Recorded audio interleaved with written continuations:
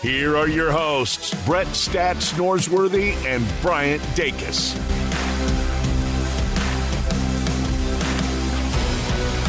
Welcome into Sports Time. Bryant and Brett with you on a Friday afternoon for the next 3 hours as we wrap up the week and get to the weekend. A lot to talk about. Tigers in action last night against Tulsa. Just now in the air from Tulsa after a lot of travel issues. They got in the air a little bit ago and should land pretty soon from Tulsa. But a win nonetheless last night. Injury to Caleb Mills, very scary injury to Caleb Mills. We've also got NFL games this weekend. We got to talk about a lot to get to. But Brett, how are you this afternoon? Brian, I'm doing very well. Good afternoon to you, and on this first Friday of the new year. Again, like I said the other day, we got 51 more Fridays after today. But last night for the Tigers, was it plain issue or weather issue or both? Plain issue. They had plain issues. Okay, so no weather. No weather at all. It was all plain. Dave came on this morning. I hosted his show. He joined us in the last segment. What Dave said was they were in the plane. They were getting ready to they were going around to get on the tarmac, and that a warning light came on, and not good. No, not good at all. And so they tried to do what they could and could not. Whatever the issue was, it was not something that they could fix right then and there. So they had to take everybody off the plane. They said that there was going to be another plane that was going to be there. I think there was a plane that had left from Florida and was going to San Antonio, and then when it was done in San Antonio, it was going to come up to Tulsa and then fly them from Tulsa to Memphis. My understanding is that that plane was supposed to get there around 1:30 in the morning, and then supposedly when that plane got to Tulsa, all the pilots, their time had checked out, and they, by law, can't fly anymore. Sure. Well, and so Tigers had to stay the night. What a nightmare. Yeah, really. So illustrative. This is a great example, though. I don't want anybody poo-pooing that win last night. No. This is part of when people say, well, first of all, we talked yesterday a lot about how freaky it can get in Tulsa. Sure. Well, it got really freaky. Yeah. You had a terrible injury. Yes. And still got a road win. This is how hard on the road is in whatever league you play in, because there's so many uncontrollables when you get away from home. And the issue they had with the charter and the planes and the arrival back home today. Thank goodness the game against SMU is Sunday afternoon. Yeah. And not tomorrow afternoon or tomorrow night. And it easily could have been with the Grizzlies on the road, but it's on Sunday afternoon on ESPN as part of the AAC's package and deal with ESPN. So last night, I say great win, because just think where you would be with that injury, that travel issue, and give away that game, because the Tigers were in control of that game all night. Yeah. Yeah, no, I was talking this morning with several people and said that, in the first half a couple times and kind of early in the second half, there were a couple times where I thought, okay, here's where they're going to really, hammer. And get away and win comfortably. In this one, it just never happened. Tulsa comes out in that 2-3 in the second half, really gave the Tigers fits. They seemed to figure it out with about 6 minutes left in the game, and then had some success there for a couple of minutes, but then kind of turnovers and fell back into it. And then really Tulsa could not miss a shot. And the degree of difficulty on some of the makes. Now, come on now. Yeah. I mean, they weren't quite Nikola Jokic banked 39-footers like he had last night for the win over the Dubs, but the degree of difficulty was extraordinary, and they were making them look like layups. Yeah, no, they came out hot in the second half and really shot the three ball well. The kid 10 threes? Williams, let's see, 12 threes. 12 threes. I got it. I about popped it up at the same time you did. You go through that box score, the old John Calipari line. We'll make them when we need to. That's right. The Tigers won that game last night on the road at the charity stripe. Yeah, no, and Tulsa didn't make them. Yeah, no, Tulsa really bad from the free throw line, especially in that second half. 1 for 6 from the free throw line. Now they were 9 for 21 from behind the arc in the second half. I mean, unreal. 9 made 3-pointers. Carlos Williams made 4. I heard that. I think coming into the game, he had only made 3 3-pointers all season or something like that, and he made 4 in the second half. Yes, and a couple of them were off the shot clock. Yeah, and even like towards the end of the game, I mean, Tigers had a 7-point lead with a minute left in the game, and then Carlos Williams scores 7 points in a 17-second stretch. Unbelievable. And then Javon Quinterly going down in a really tough but shot you he win. had to make. Yes. And Quinterly had a tough shot, kind of in rhythm 3-pointer, and he drains it. And the Tigers win on the road. I'm not trying to make Tulsa out to be world beaters, but last night in the AAC, North Texas goes to Wichita State and wins. I'm not trying to make the AAC out to be. I don't think it's very good. But that'll get sorted out as well. But there are a couple of spots, and that's 1 down and 8 to go on the road for Memphis. I'm here to praise. Yeah, no, absolutely. I think you should, and I think Javon Quinterly had some times last night where he really struggled and did not play well. But for him to be able to come down and kind of be that veteran leader and have that confidence of I'm gonna win this, and it was a tough shot. I mean, came around a pick and roll and had a big guy, a forward's hand right in his face, a longer forward, and was able to knock down a really tough shot to win that game. So, no, I think definitely a good win, certainly closer than I think people would like. But, a win is a win. And like you said, it's tough anywhere in college basketball to win on the road. I'm going to make a bold statement. Well, I'm going to make a statement that I don't have anything to back it up with. Okay. I'm going to say it was the highest number of turnovers for the Tigers all year last night.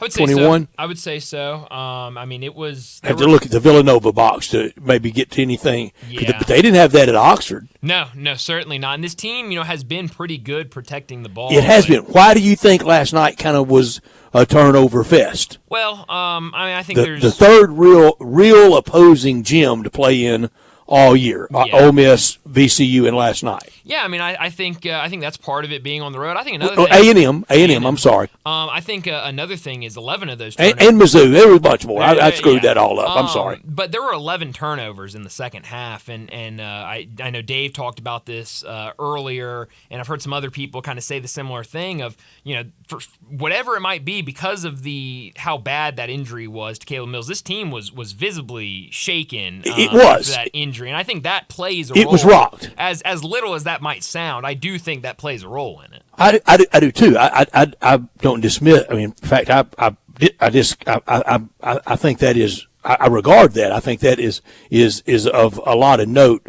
But Memphis gets the win and don't have to go there again for a while. Thank goodness. Yeah, certainly. That place, man. Yeah, it was not fun. But that was the most turnovers all season. The closest they got to twice. They had 18 turnovers against Alabama State and against VCU. They had 12. Okay, turnovers, I didn't realize that many at VCU. So that kept that close. That goes to overtime. Yep, and that's a road game. But the Tigers won there, and they won last night, and now Sunday afternoon sets up 2 years since the Are You Embarrassed game. Wow, how about that? Around the same time of year. Around the same time of year, and Sunday afternoon game, 4 o'clock, like you said, will be on ESPN. And I said it yesterday, I don't think this is a team that people should be worried about in SMU, but they've played a challenging non-conference schedule, and I think they'll be pretty amped up to go on Sunday. Yeah, I wouldn't think many people would ask Penny Hardaway about being embarrassed anymore. Certainly not this year. And Sunday afternoon could end up being a tougher game. I think SMU's got decent guards, and that's about all Tulsa had last night. We won't be able to pick Tiger bankroll today because that point spread probably won't come out until even Sunday morning for the SMU game, especially with the Caleb Mills injury. But we had Tiger bankroll last night. It was a group lock, and it was a group lock loss. Mm-hmm. We're now 1-4 in group locks. Well, I'll keep that in the back of my mind, especially for Sunday. And Sunday will be SMU. Took me down to 1,300 took Bryant down to 700, and took Johnny down to 600. Johnny, we got to work on the money management. Both of us. I'm trying, we're only man. $100 off from each other. But. Or I like to say, y'all's two totals combined is my total. Yeah, whatever, Brad. Dang. How about that, Johnny? I like that. I like it. Braggadocious Brett. I like it. I see 1,300 for Brett. I see 7 and 6 for Bryant and Johnny. 7 and 6 is 13. Simple math. I mean, I went to public school, but that's still 13, isn't it? Yes, it is. Okay, well, I'm beating. I got both of you. I mean, I guess that's where we are in the season.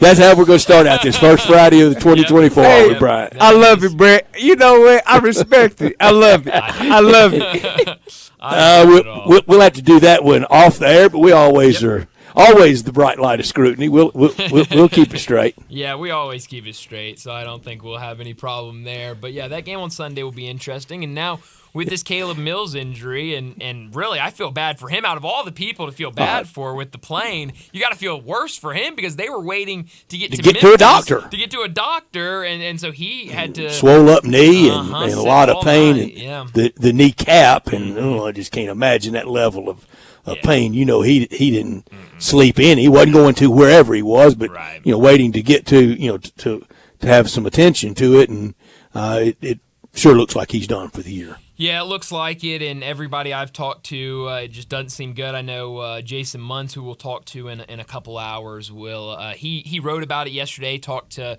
Penny and Javon Quinterly about it, and both of them were just kind of saying, yeah, this one is not great. I think Penny even said this looks like a season ender. Javon Quinterly, he's kind of been through something like this, had some injuries at Alabama, and so he was just kind of saying, we're just trying to be positive for him, and you kind of be there for him, but both of them really sounded like there is no good feeling about this. Yeah, you want to be positive and uplift your teammate, but the positivity is not going to change that X-ray. No, it's not going to change that doctor's diagnosis, and that this is why we're seeing it play out. All that September and October talk about, 10, 11 players, one ball, playing time. How are you going to sort it out? And I would consistently say, it's going to get down to the end of the year, and you're going to rely on 7 guys. Yep.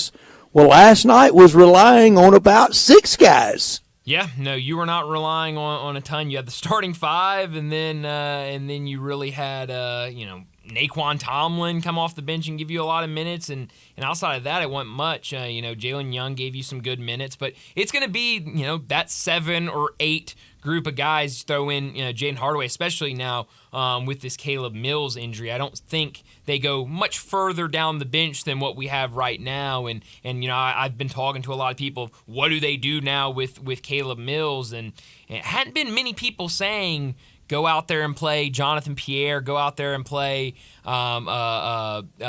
the freshman that I'm losing his name right now. Sharon Font. I haven't heard much of that. It's been Walton's going to get more minutes. Tomlin's going to get more minutes. You're just going to Jalen Young's. Walton's been starting. Yeah. And played 31 last night. Played really well, I thought, back in the starting lineup. So I think we'll see that. But Naquan Tomlin off the bench, 17 points and 17 rebounds in 25 minutes. He has been really, really good over these last 2 games. He has been, and we know that he's going to even get better with a little more acclimation to the team. Again, I'm here to praise good win. Mm-hmm. Did you know this? The Memphis Tigers now with 12 wins as we speak right now. Okay. Out of 362 college basketball teams, a grand total of 2 have more wins than Memphis.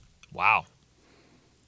Houston and Purdue. I was going to guess Purdue, and I was thinking Houston, but that's hard to believe. That only 2. And they both have more. They're not the same. They have more, right? They have more. Now, there's a couple, there's a bunch in there with 12. Sure. But they had the only and 2. A whole host, right on the heels at 11. But, right. And it'll change tomorrow, but as of right now, 2 have more wins. I think that's pretty good starting the new year out that way. Brett, with more than 300 teams in college basketball, that is very, Truth. very impressive. Yes. You cannot. I'm going to save that for my big number, but I have even better than that. Ooh, I like it. That would have been a good big number. It would have been a very small number, but with a big emphasis. And the on official judge of big number, I have sensed that he does not like small numbers. No. He is very much by the book of it's supposed to be a big number, make it big. Gotta make it big. Go big or go home. Go home, Johnny. That's right. And he was very unimpressed when you went with the 0. Well, I mean, hey, it's a number. I was very unimpressed with the decimal too. Don't like Yeah, decimals but I got to blow back on the decimal. Bryant tried it, and I thought, well, maybe I can try it. And boy, same thing, stiff arm. Got to keep it fair. Man stuck in his ways, you know. I mean, you can't blame him. It's how he judges. We should have gotten a different judge. I don't know. It seems we got a great judge. See, Johnny, that's the people who complained about the referees. They lost. Right. Yeah. You want to change in the judge, you didn't like the result. Don't like the results. I guess not. Well, we got a busy show today. Let me set it up.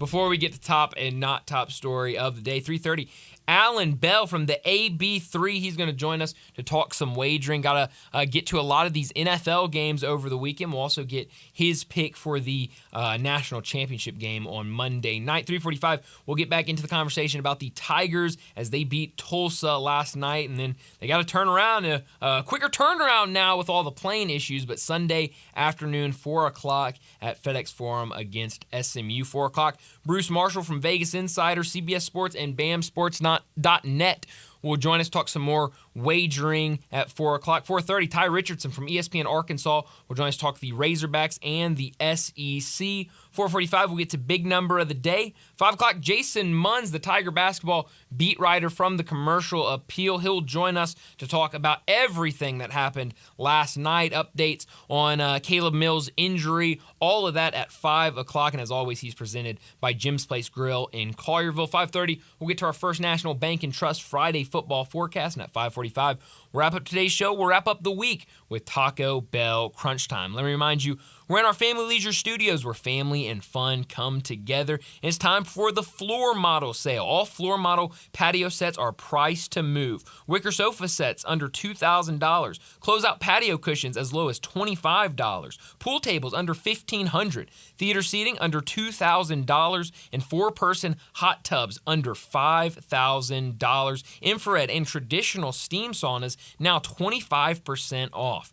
Get ready for summer and purchase your above-ground pool now to get first in line for installation. Special financing also available, but only at Family Leisure, 2120 Whitten Road, just north of I-40.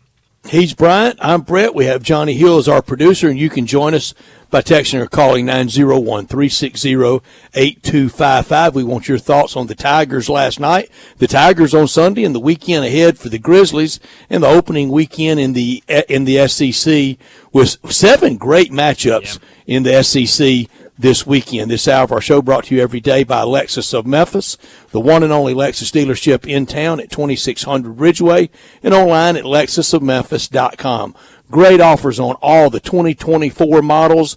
What a way to start the new year, and always special leasing options. Call them at 901-334-9673, and you can drive in luxury and confidence knowing that every new Lexus comes with complimentary first and second maintenance services. Stop by Lexus of Memphis at 2600 Ridgeway and put yourself in the driver's seat of the all-new 2024 flagship LS500, and you'll be looking and you'll be driving in style. When you purchase a Lexus, you get top-of-the-line engineering and design, and that makes for the luxury driving experience. Online at lexusofmemphis.com. Experience amazing at Lexus of Memphis. Top story of the day. Well, Brett, my top story of the day is the Tigers win last night. A 78-75 victory over Tulsa. They led by as many as 14 points early in the game, and that was at halftime when they went into the locker room with a 49-35 lead over Tulsa. It was a good first half for the Tigers, but Tulsa comes out. They get into a 2-3 defensively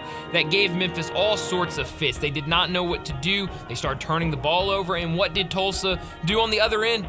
They knocked down 9 3-pointers in the second half. Now, for the Tigers, they went completely silent with the 3-ball, and we've seen that at times this year where they can be hot with it, but they can also be ice cold, and we saw that in the second half. 0 for 10 start to the game, or to the second half, behind the 3-point line, but that all came to an end when JQ knocked down the game-winning 3 with only seconds left in regulation, but that came after they were up by 7 with a minute left, and Tulsa scored 7 points in a 17-second span. It was, I thought, a really good game from PJ Haggerty. Brad, I was getting text messages during the game of how long after the end of the season before Penny Hardaway offers PJ Haggerty a scholarship next year. About a day? Yeah, I think so. No, he is a really, really good player, but the biggest story of the game was the injury to Caleb Mills. It was so bad that on the ESPN Plus broadcast, after going to a break and coming back, they said, we do not want to show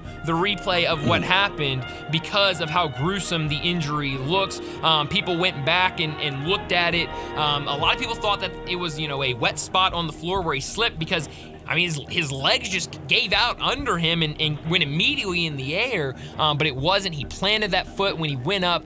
His knee just completely gave out, and there was really nothing much. It was really a sad scene because they get him up, and it looks like he's going to be able to hobble off, and then he puts absolutely no weight on either of his legs. Collapsed again. So much that Penny Hardaway has to put his arms under his legs so that he can just sit in a sitting position with his legs straight out, and they carry him off the floor. Now, Dave Voloshin did talk about the heart and how much this guy cares about his team, that they were going to take him into the back and try to get some ice and get things on him. And he said, no, I want to watch my team play. And so they set up a training table in the corner of the arena where the tunnel is so that he could sit up and watch the rest of the game because he wanted to watch his team play so bad. So he's got, a great heart and loves his teammates, obviously, but so sad. All accounts hadn't been evaluated yet, but it sounds like that was the last time we'll see him this season. Yeah, that's a big, big man down. I'm right there with you for top story. The Tigers survive in Tulsa, and now Sunday afternoon will face SMU at FedEx Forum. 15th ranked off a thrilling win last night. Need a big crowd out on Sunday. I don't know how big it will be, and I really don't know why it won't be big. Look, football wins 10 games, and there was modest crowds all year at that. It hadn't been a packed house yet. It was a good crowd, real good crowd at Clemson, and a pretty good crowd against Virginia. But this is time for the fans, Sunday afternoon, 4 o'clock. Not that many people are staying home and watching the final Sunday of the NFL. Needs to be a big crowd down there. You can blame a lot on the football aggravation, both on the stadium and its condition and realignment. I don't think you can do it. Well, you sure can't blame the stadium on FedEx Forum. I don't think you can really blame realignment because this is kind of who the Tigers have been grouped up with mostly in conference. There's some new ones, but Sunday afternoon at 4 o'clock, I think needs to be a big crowd down there to welcome back the 15th ranked team. Absolutely. Not top story of the day. Well, my not top story of the day, the Grizzlies back in action tonight, 9 p.m. on ESPN against the Los Angeles Lakers, and this is going to be a tough stretch for the Grizzlies. They lost that game to Toronto on Wednesday at home. Now a 3-game road trip. In Los Angeles against the Lakers, in Phoenix against the Suns, in Dallas against the Mavericks before coming home. It doesn't get much easier after that because then after that, the next 3 games, Los Angeles Clippers, New York Knicks, and the Golden State Warriors. So it's going to be tough, but these are games that if they win, it can put them in a good position. They need to grab a couple of these because it's going to be tough over these next, 6 games? And this is the time to get the Lakers. This morning had a graphic up. It had the lost, L-O-S-T, Angeles Lakers. Yeah, if you're going to get them, get them now. Get them now. My not top story, 20 of 32 NFL teams in or in playoff contention this weekend. That's what the league wants. They want drama for most of the league going into the final weekend. A league where a team without Tom Brady but with Baker Mayfield can make the playoffs. A league where both Cleveland and Detroit are firmly in the playoffs, and Jacksonville still can get in. New Orleans needs help. Pittsburgh needs help. And I think the Bears and the Packers is the second most intriguing game of the weekend. The big one, though, Sunday night. for the AFC East, Bills at Dolphins. Yeah, that's going to be a massive game on Sunday. Well, I'll do it for top and not top story of the day. Let's go ahead and get to a break, and when we come back, we're talking wagering with Alan Bell. Join the voice of the Tigers, Dave Woloshin, for Wolo and Friends. Weekday mornings from 10 to 11, here on Sports 56 and 98.5 FM. Roofs, and more roofs. Chris Price here with Metro Builders. Is your roof leaking? Do you have mold stains on the ceiling of your home or business? Is your carrier denying your claim or offering a repair simply because they don't have enough documentation? You need a contractor that performs work for insurance claims for policyholders each and every day, and Metro Builders is here to assist. Call Metro Builders. At Metro Builders, we provide free estimates, consultation, and claim repairs. Metro Builders' process of arriving, inspecting, diagnosing problems, and estimating is second to none, commercial and residential. Our team of Hague-certified technicians are standing by to assist you with providing estimates and photos to your carrier to document your loss. All you owe is what your policy states. No large fees on top of the final scope. We use high-grade materials and are certified by companies like Atlas, CertainTeed, Owens Corning, and Mulehide with labor warranties up to 50 years on all of our jobs. Metro Builders provides roof repairs across the Mid-South. Call Metro Builders to schedule your inspection free. Call me. 901-375-1717. That's 901-375-1717.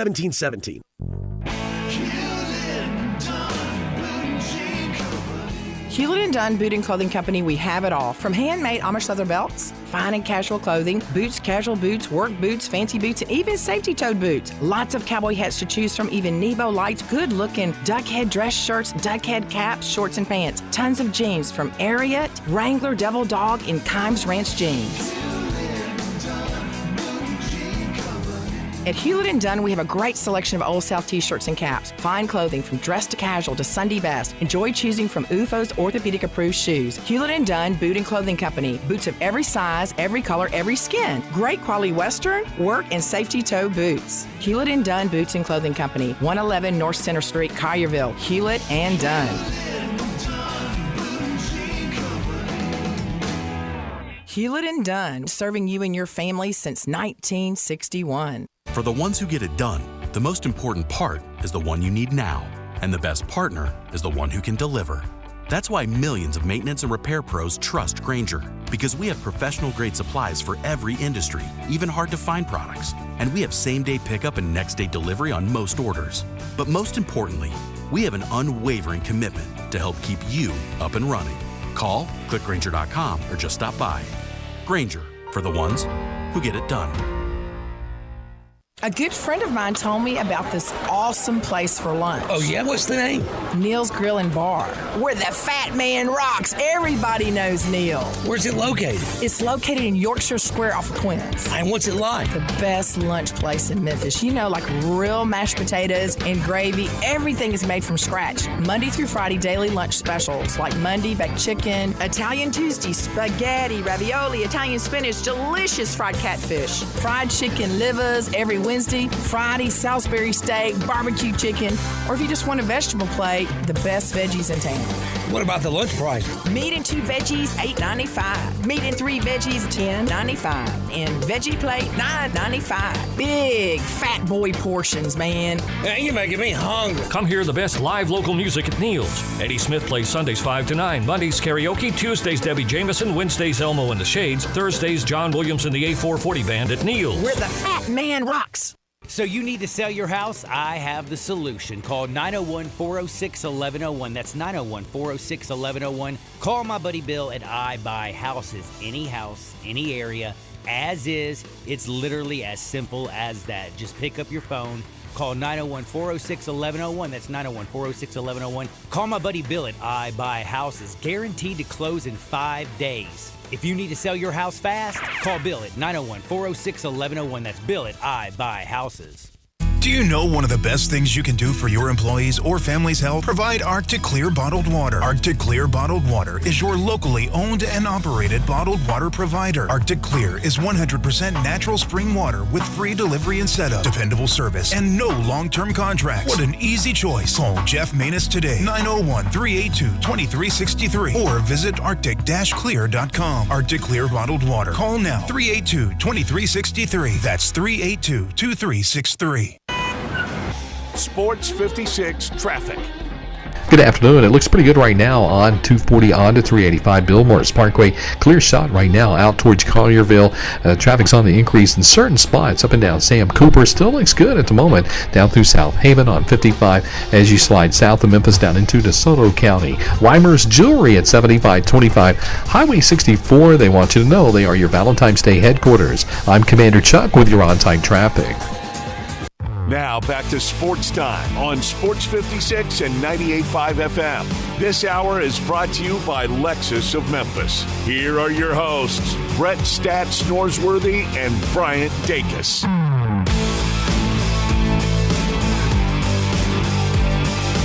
Welcome back into Sports Time. Bryant and Brett with you in our Family Leisure Studios. And joining us now to talk some wagering, Alan Bell from the AB3. Go check that out. And Alan, thanks so much. First off, thanks so much for joining us. But before we get to any of these games, for maybe people that weren't here last week to hear about the AB3, maybe they're wondering, oh, no, this isn't what I've heard Alan talk about lately. What is the AB3? I know y'all have been announcing things all week. You are really starting to get things going this week and into next week. What should people expect from the AB3? Where can they find it, and what have you got going on?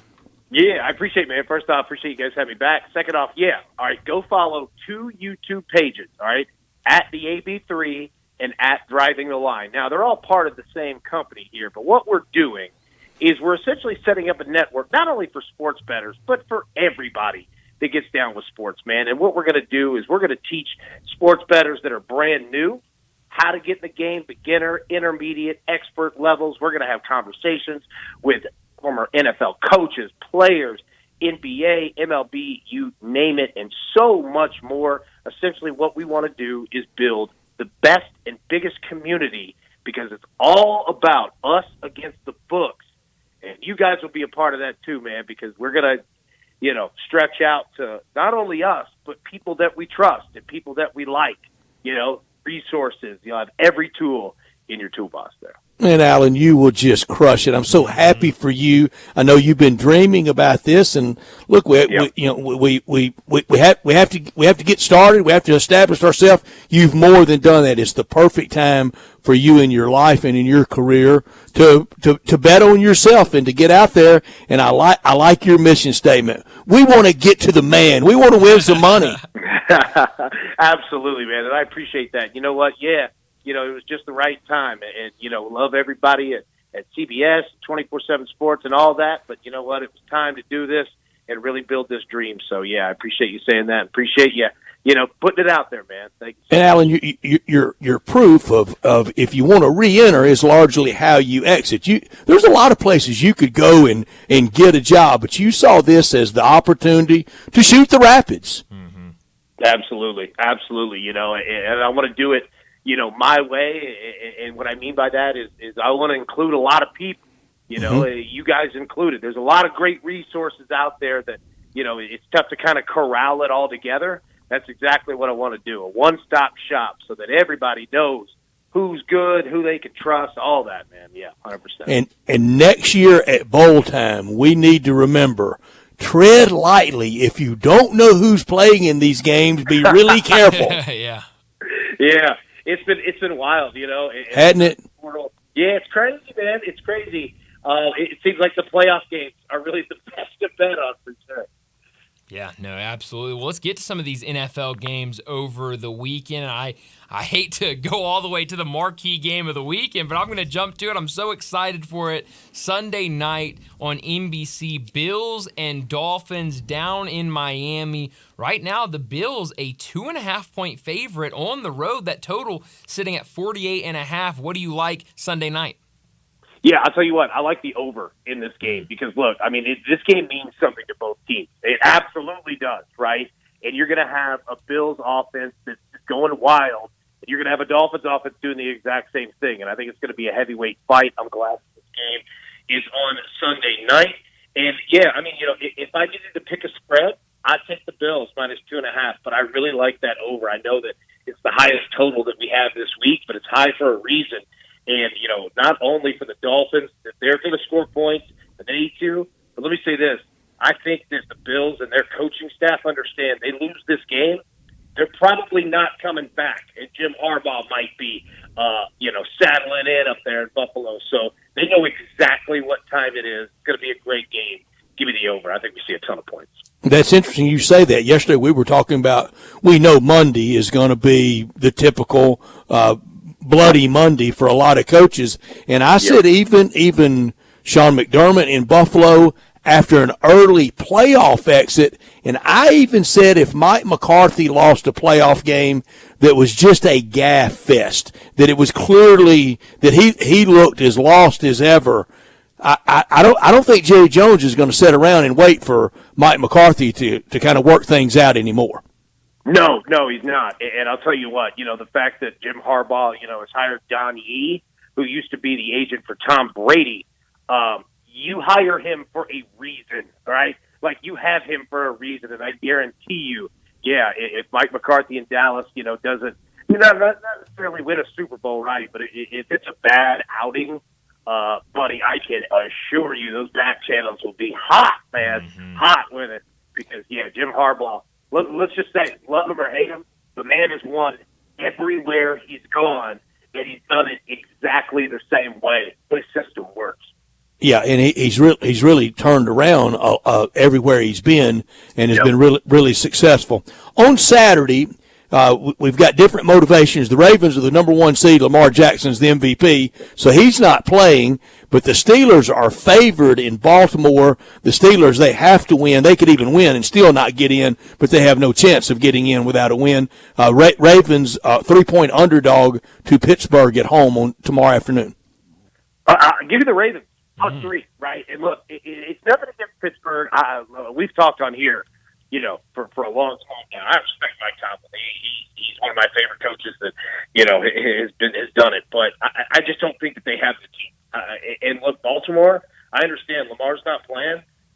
They're not bad behind him either. And I'll tell you what, if people think for 1 second, that John Harbaugh's not going to take this game seriously, I assure you that he will. Because you know what? Going to trying to get to a Super Bowl, who he doesn't want to face possibly in the playoffs are the Pittsburgh Steelers. Right. Okay? You don't want to play your division. So it's important for that team to take them out. You're going to give me 3 points with Baltimore? I think Baltimore wins the game outright, but I'll take Baltimore with 3. Alan, I think that's great analysis about the care front. John Harbaugh cares about winning preseason games. Exactly. He wants to beat the Steelers in Week 18. Yep. Yeah, and when you're going into the playoffs, and I understand, that they'll have a bye, but you don't want to have 2 weeks off, right? Like, you just don't do that in the NFL, and he's won a Super Bowl, he's been around. So, they will take this game very, very seriously. And I'll also say this. There's a possibility that a Harbaugh wins the college title and a Harbaugh wins the Super Bowl. That would be pretty wild. Think about what we've got working. We definitely have that for real. It's very much in play. We also have in play the state of Michigan with the Wolverines and the Detroit Lions. Yep, you're right. The Lions team's for real. They're going to be fun. And I think I read, and correct me if I'm wrong, anyone out there, I believe that, behind San Francisco in the NFC, there are 256 different options of how the NFC playoffs could land, which sounds insane.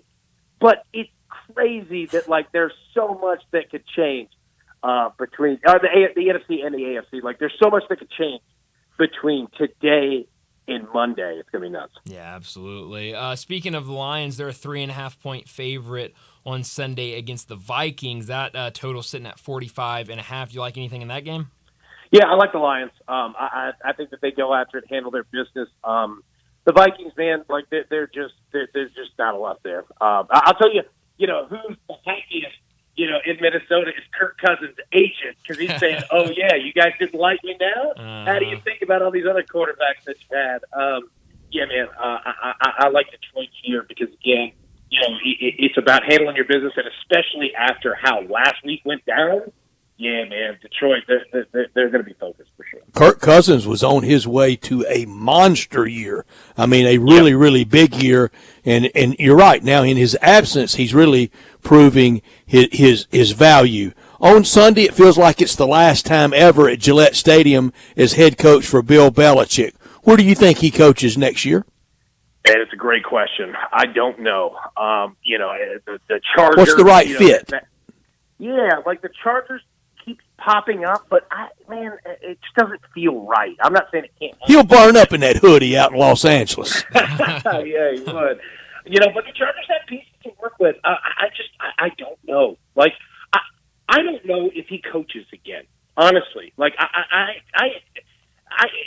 look, we're not the first people that can't understand Bill Belichick, but I just don't know what the guy does. Like, I really, really don't.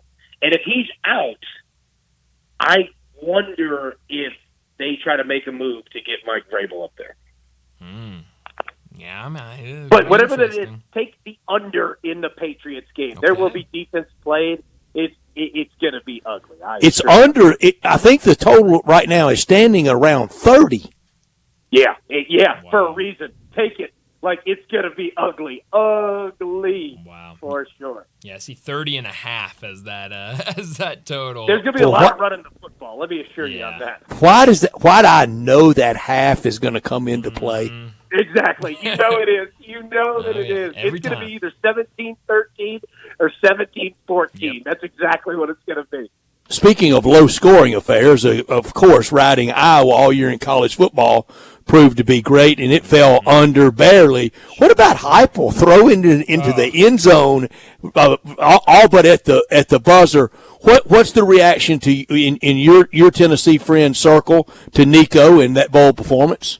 Yeah, I think everybody's positive, right? Certainly there were things to work on, but for him to go out and have a couple rushing touchdowns, passing touchdowns, look decent, against a really good defense, right? A lot of fans wanted Nico to get more time during the season, but understood that Joe Milton had already been benched once. If you do it again, you kind of mess everything up. So I certainly get it, but Tennessee fans are certainly fired up. For the Nico era, that's now begun. 100%, man. They like the kid. And they should be. Though. He's little. He's skinny out there, man. Yeah, he needs to spend the offseason eating and working out. What a great deal for him. Also, I thought it was really something that Nick Saban said one thing. I mean, he said this yesterday in his Pat McAfee hit. One thing that really threw his team off was Michigan huddling up, getting into a huddle, had them a little bit where they didn't know instantly how to get lined up. And late in the Ole Miss game against Penn State, almost fell out of my chair. Lane Kiffin got in a huddle. Yep, he did. And you know what? I'll tell you this. I like it. It exactly what you just said. It throws an offense off. And number two, when you play, aggressive with that, you've got coaches between Lane, between Nick Saban, between Jim Harbaugh.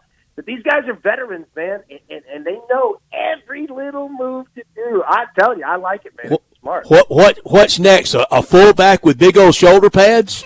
I know, right? Like, the funny thing, we were talking, Lane Kiffin, you look at his history, he has the resume of a 70-year-old coach. Like, he's been doing this for so much longer than people. He was an NFL head coach 13 years ago. At 30-something years old.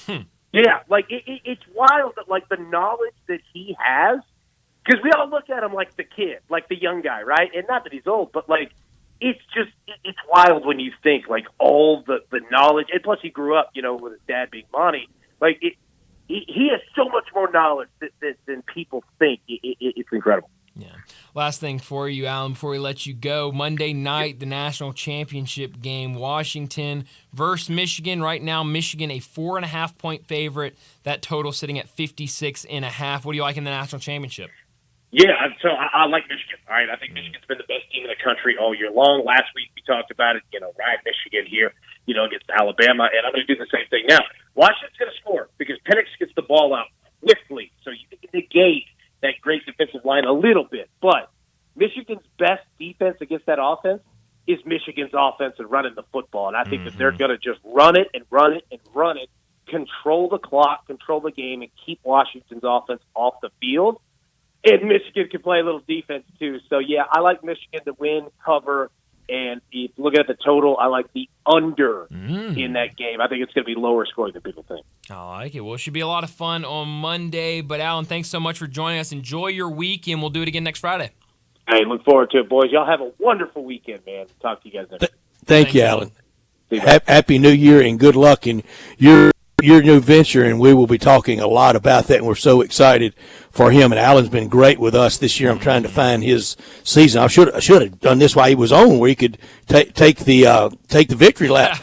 40 and 36 in college this year. That's 526. You'll take that, especially with us just kind of peppering him with games and him not having a clue what we're throwing at him. Anyway, mostly local, so he kind of knows that. But NFL, 32 and 18, that's 640. Wow. So for the year overall with us, 72 and 54, that's 571. That's incredible. That's unbelievable. That beats most out there. Yes. Now I know somewhere else that beats most out there, and that's the two great locations for the commissary: the new Collierville commissary at Houston, Levy and Poplar, and the original in Germantown, where it all started in 1981, and now turning the odometer over on 43 great years. Walker Taylor and his staff so proud of that, and they should be, and they thank everyone so much for all the great business through the years, and they're going to keep it going, and they want you to keep going to their place this weekend to enjoy the NFL playoffs, to enjoy the Tiger game Sunday afternoon. If you're not going downtown, go to the Collierville commissary. Perfect for a big group, perfect for game watching, for that Memphis-style barbecue and ribs done the slow-cooked Memphis way. Start that barbecue feast with the appetizers. That's where you got to slow down. You want to go slow with appetizers, like the cheese plate or the tamales, the smoked chicken wings, or the barbecue nachos. And if you're craving an easier way to order, text commissary to 33733. Pick it up, take it back home, and enjoy all the NFL games. Dig into the ribs, the shoulder, chopped or pulled on a plate, on a sandwich, all the sides, deviled eggs, slaw, beans, bread, and you can order it by the pound with the 6-pack or the 8-pack or the 12-pack. That's perfect for game watching, tailgating, and the catering they always have. You'll just love it at the commissary. The desserts are so good, like the strawberry cake, the lemon icebox pie, the banana pudding. You hungry yet? Getting close enough to get hungry time. 901-754-5540, or go online at commissarybbq.com in Collierville, in Germantown, those party areas. We'll get outside on the patio one of these days. Orders to go, catering, tailgating, all at the commissary. 901-754-5540, or online at commissarybbq.com. Well, we talked a lot about the Tigers' victory over Tulsa last night, but they have another game this weekend on Sunday against SMU. Let's get to a break. When we come back, we'll talk about the Tigers' game on Sunday versus SMU. Broadcasting from the Family Leisure Studio, we are Sports 56 and 98.5 FM. You or someone you know or care about has dealt with a difficult divorce. When facing divorce, you need the attorneys at Rice Law. Nick and Larry Rice lead the firm with 3 generations and 7 decades of experience. Located in Memphis, serving the entire state of Tennessee and North Mississippi. Rice Law is who you need to call. Simple or difficult divorce, they know how to handle it. Call Rice Law at 901-526-6701, or for more information, visit them at aboutdivorce.com. That's aboutdivorce.com. When a cold comes on strong, try DayQuil's Severe Honey Flavor. The daytime, coughing, aching, stuffy head, fever, honeylicious, power through your day medicine. Powerful cold and flu symptom relief with a honeylicious taste, so a cold won't slow you down.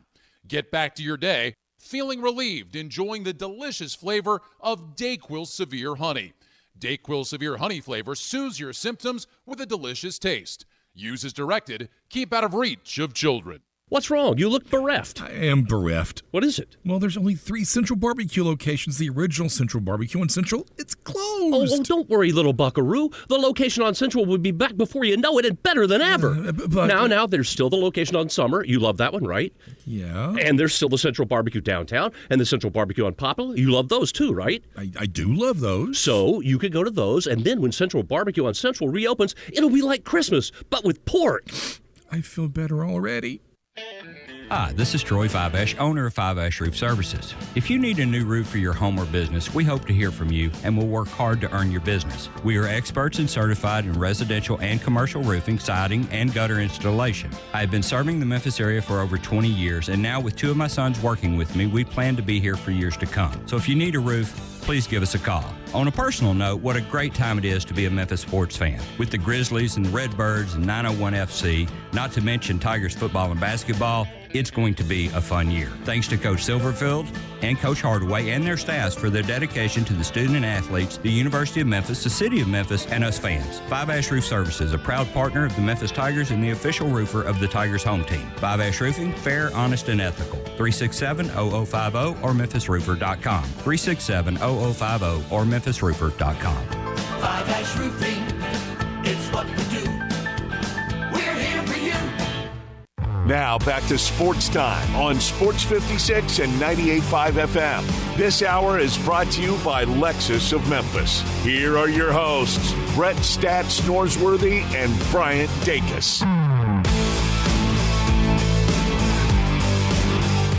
So after the win last night, the Tigers, I guess hopefully, are getting close to landing and back home after all of the flight issues that they went through after last night's game and into this morning.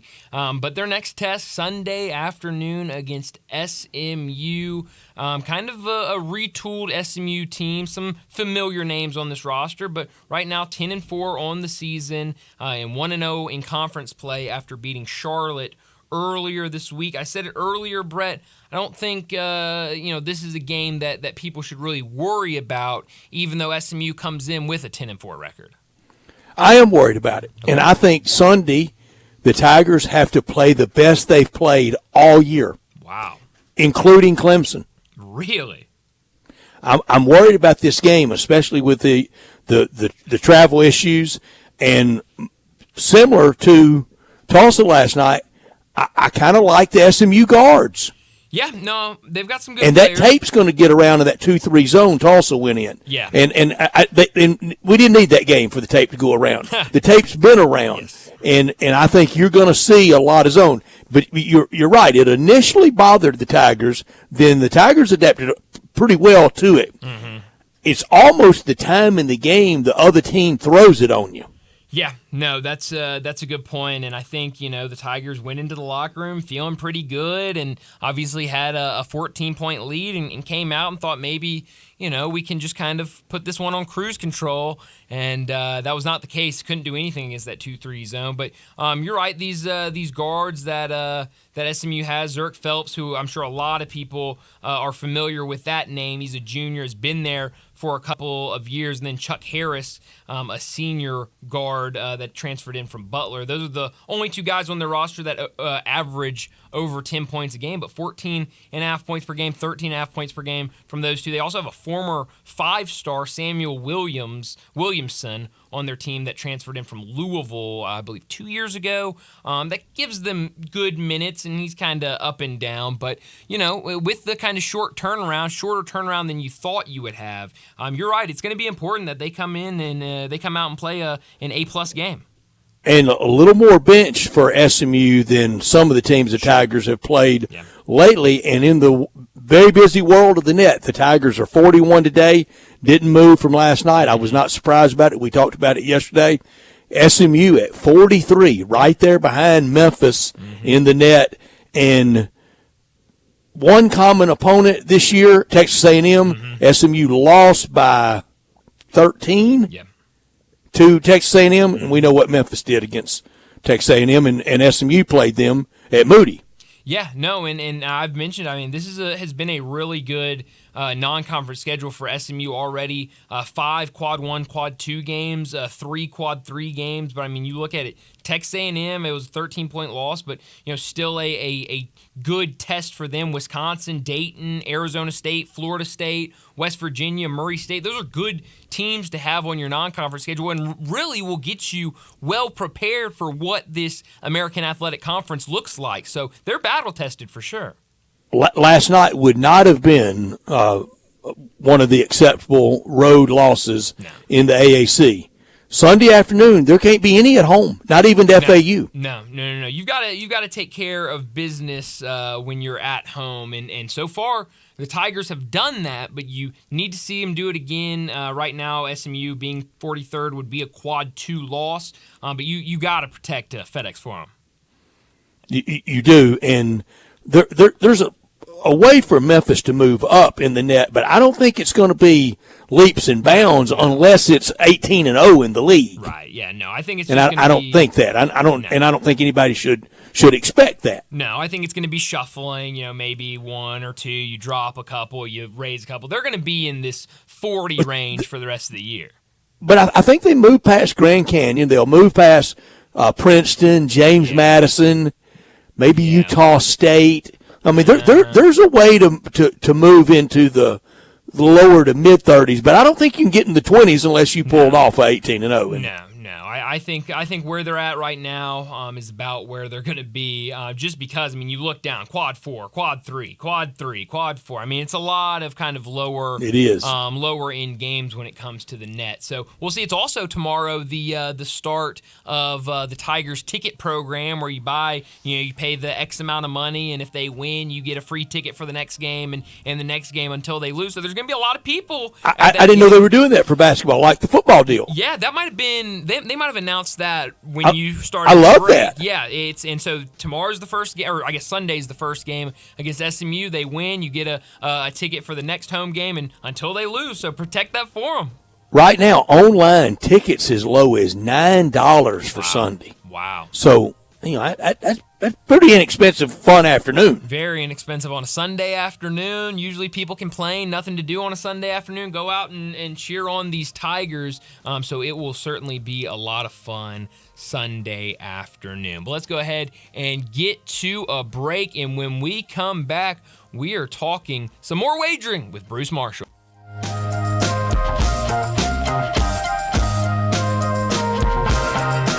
Guns, guns, and more guns. Over 700 firearms in stock. Home defense guns, old guns, new guns, used guns, big guns, little guns. Every gun you can think of, Classic Arms has them. All brands like Glock, Sig, Colt, Ruger, Smith & Wesson, Browning, Beretta, Benelli, Remington, Winchester, and more. Guaranteed lowest prices in town. Only gun importer in the Mid-South. Free gun inspections and appraisals and free bore sighting for the upcoming deer season. Shop online at ClassicArmsOfMemphis.com or visit Classic Arms at 1740 Germantown Parkway behind Corky's Barbecue in Cordova. The Crazy Coop, America's premier wing destination, has 27 delicious flavors to choose from and counting. Like the Buffalo Ranch, a perfect combo of ranch seasoning with a little kick. Mango Habanero, sweet taste of mango followed by the heat. Or sweet maple bourbon. The taste will remind you of chicken and waffles. And that's just 3 of the amazing 27 chicken wing seasonings that you can get at the Crazy Coop in Bartlett at 7199 Stage Road. And now open, the Crazy Coop Express at 1315 Ridgeway off Poplar. Some like it hot. How about the Crazy Sweet Lemon Pepper Hot or Crazy Suicide? Can't take the heat? Get the 4-cheese roasted garlic or barbecue bacon bourbon. Ask about the $9.99 lunch special. Now those are some crazy good prices. The Crazy Coop, 2 locations, 7199 Highway 64 between Applin and Kirby Whitten and 1315 Ridgeway off Poplar. Family owned and operated, The Crazy Coop, America's premier wing destination. Roofs, roofs, and more roofs. Chris Price here with Metro Builders. Is your roof leaking? Do you have mold stains on the ceiling of your home or business? Is your carrier denying your claim or offering a repair simply because they don't have enough documentation? You need a contractor that performs work for insurance claims for policyholders each and every day, and Metro Builders is here to assist. Call Metro Builders. At Metro Builders, we provide free estimates, consultation, and claim repairs. Metro Builders' process of arriving, inspecting, diagnosing problems, and estimating is second to none, commercial and residential. Our team of Hague-certified technicians are standing by to assist you with providing estimates and photos to your carrier to document your loss. All you owe is what your policy states. No large fees on top of the final scope. We use high-grade materials and are certified by companies like Atlas, CertainTeed, Owens Corning, and Mulehide with labor warranties up to 50 years on all of our jobs. Metro Builders provides roof repairs across the Mid-South. Call Metro Builders to schedule your inspection free. Call me. 901-375-1717. That's 901-375-1717. We all appreciate luxury. We love the newest technology. We want something that sparkles and looks great. Well, I've got it all in one place. It's called Genesis of Olive Branch, right at the corner of Highway 78, that's Lamar, and the first exit in Mississippi, that's Craft Road. Turn left and you will see Genesis of Olive Branch. And right now, you can get the 2024 Genesis GV70 starting at $49,480 with special financing as low as 3.49% on select models. How about the 2024 Genesis GV80? A little bit bigger, starting at $55,995, financing as low as 5.49% with a $2,000 rebate when trading a luxury brand. Call them. They'll even bring you a Genesis at your work or your home for a test drive. They're convinced that when you drive a Genesis, you're going to want one. Call 662-890-6684. Ask for Vinny. Genesis of Olive Branch.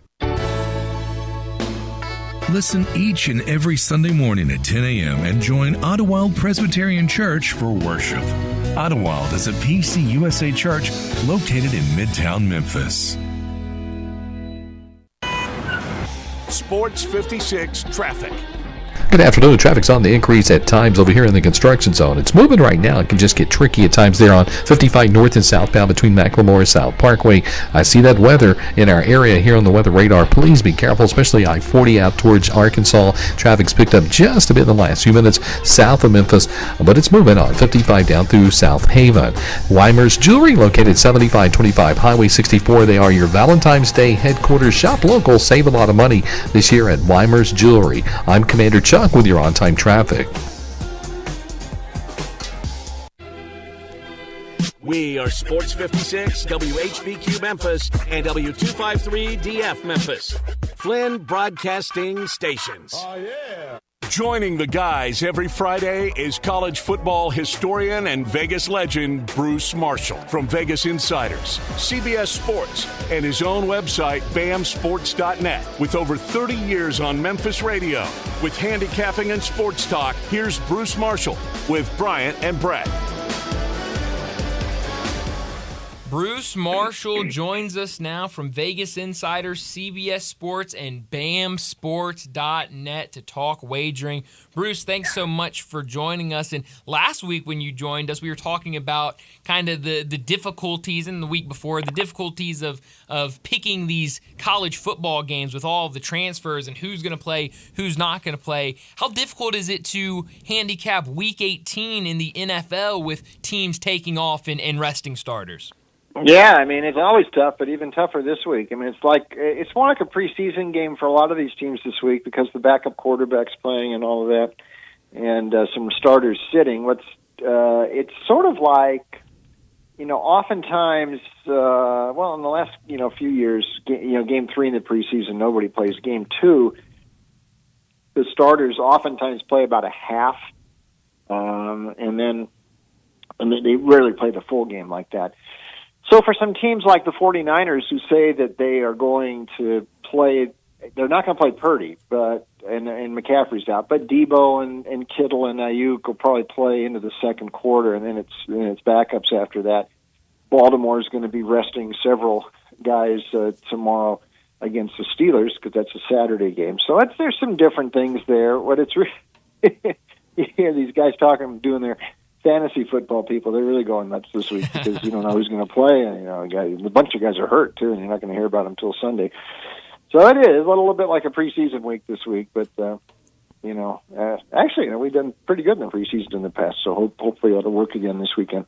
It's hard to peg, but like you've told us, it's never been easy. You said this year really no harder or easier than ever. It's always been tough to get a handle on it. Bruce, back to the college bowl games. What was a bowl game that you were really pleased with how you had it figured, and what were some of the more exasperating ones? Oh God, where do I start? Back to one of the early ones in Western Kentucky. I mean, I thought. And that was the one where Austin Reed didn't play, and he opted out like the morning of the game. We weren't sure he was going to play, and the backup was in there. And I still took Western because that number popped up after. And they got there late in the game. They were down 28-0, and they came back not only catch Old Dominion but won. So it started off kind of good like that. it was sort of weird. I mean, some odd games. I mean, Texas State I thought looked pretty good against Rice. Daniels was out for Rice. Texas State had played pretty well. I saw the over in that game, and that got there really late. So, I mean, some of those early ones were pretty good like that. Exasperating ones, I mean, Wyoming, I like that angle with Craig Bowl in his last game. And Daquan Finn, the quarterback for Toledo, in the portal. He's ended up at Baylor now. Wyoming won, but they didn't cover. They waited the last play to kick a field goal to win, so that was a little bit frustrating. And then, Alabama was a little bit frustrating on Monday for those of us who had Alabama. I thought they turned that thing around in the second half. They were getting clearly outplayed in the first half, but it totally flipped after halftime. I mean, they were in charge of that game till right at the end when Michigan scored. And that last play Bama ran was not all that good. I was thinking for a second that maybe it's time for a Derrick Henry jump pass, but Henry's in the pros now, and that would have been the call for Milroe there, but that just didn't work. But there, the other thing to remember, I think too, moving forward in the bowl, sometimes it's just better to wait because you don't know. I mean, we didn't know Harrison wasn't going to play for Ohio State at all in that game against Missouri last week. And that wasn't the same Ohio State team in there. We didn't, Rodemaker didn't go out. I think Florida State was in trouble anyway, but it was a disaster against Georgia. But then, Nico comes in for Tennessee after Milton's a late scratch going in, leaving right before for the NFL, right before the bowl, and then Nico looks really good against Iowa last week. So I think the moral of this bowl season was to bet this stuff. Try to wait, because it just, on principle there, you want to have all the info at your hands as much as you can, whether the results sort of fall both ways anyway. But, if you wait a bit, at least you have better ideas who's playing, and that at least gives you more pertinent information to make your decision. Ohio State bettors had to be scared to start the game with old number 33 at quarterback, and then he gets hurt, and you're down to a third stringer. Hard enough to win any bowl game, but especially with a third stringer that they had a very limited offense for. And Bruce, the story of the player wearing number 33, I'm going to say college football player, around 20 years old, that his dad was a big fan of Sammy Baugh. Okay, well, I would say dad, not granddad. But even if it was granddad, that would be extraordinary. But dad would be around, okay, maybe, let's say around 50. Sammy Baugh played his last year in the NFL in 1952. Yeah, I mean, we're really going back there. We're talking about slinging Sammy. No kidding. It was the best night for Sammy Baugh in years on TV. I know. And with the old numbers like that, but I mean that's a long time. We're going back to Sammy Baugh. I mean we're really going back. To when did he finish his coaching career? I mean his coaching career wrapped up in the '60s, didn't it? I think so. I mean double check and see when it actually ended up. But I mean that is really back. We're going back into deep football history when we're talking. I swear, Bruce, when I heard it, I said, that dad is a bigger college football historian than me and Bruce Marshall combined.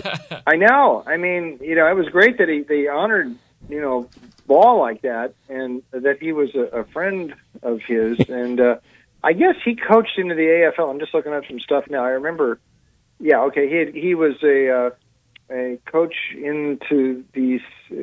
In the New York Titans and with the Oilers, actually, in the NFL, in the AFL back then. Okay. And he was actually the head coach in '64 when the Oilers had a very tough year, and he preceded Wally Lamb coming in from the Cardinals.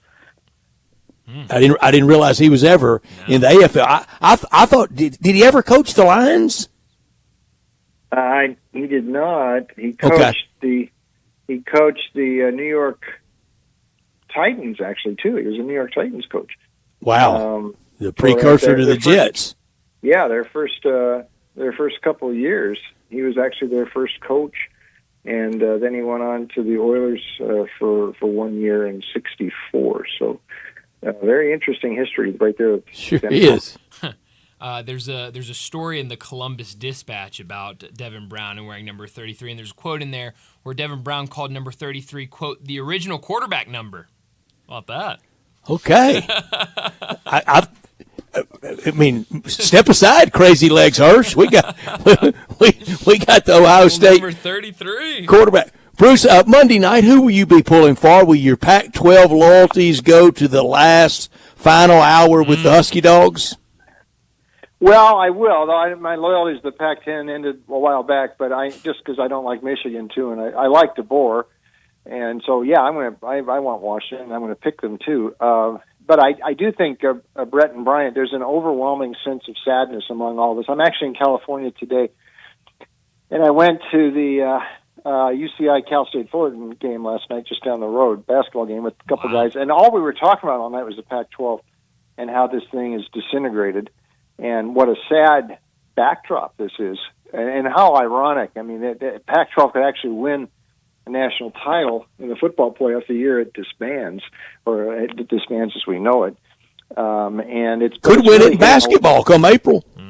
Well, with Arizona. Yeah, we still. This is where it's actually really hurting a lot of us because and now it's really hitting because in basketball season, Pac-12 has always had a very unique and very neat scheduling arrangement in basketball. You've got the two travel partners always. You go up on a weekend, you play Oregon and Oregon State, or then Cal and Stanford come in, and then you go up to play the Washington schools, and you have the Arizona schools, and Colorado and Utah are together, and of course SC and UCLA. So that has been a really neat schedule thing forever. And even when they expanded in the late 70s, they added the Arizona schools in there, so they just added that road trip in there, and then Colorado and Utah came in at the same time, so they sort of fit. And there's a really neat scheduling thing in Pac-12 hoops, which is all gone after this year. But I think it's really hit a lot of people out here who've been watching this league for decades that it's really going to end. Mm-hmm. And, it's sort of a bittersweet sign-off for that if Washington wins on Monday night, and almost fitting the way this kind of screwy season has proceeded in the off-field stuff, with the Pac-12 right at the forefront here in the last 2 summers. Yeah, it really is. So you mentioned it, but Monday night, your pick is Washington plus the 4.5? Yeah, and a couple thoughts here. I mean, Michigan, but I really think this is Harbaugh's last game there. From what we're hearing, he really is intrigued by this Chargers job, the chance to coach Herbert. The Raiders, too, although I'm not sure the Raiders are going to make a change. I think they may keep Antonio Pierce, but there's going to be some other jobs opening up, whether, I don't know, Washington, the Bears, possibly, Atlanta, possibly. There might be some others. And if Harbaugh wants to go to the NFL, he's always had a chance every year to say yes. This year, I think he does. Watching Michigan, though, there's two things here. Michigan, obviously, turned into a line of scrimmage team again a couple of years ago. That was a big change for Michigan. They became a Bo Schembler-Beckler-type team in 21. Mm-hmm. And that really foreshadowed their return to prominence there, and that was Harbaugh's decision. But I still get the idea, watching Michigan sometimes, that they could use J.J. McCarthy a little bit more than they do.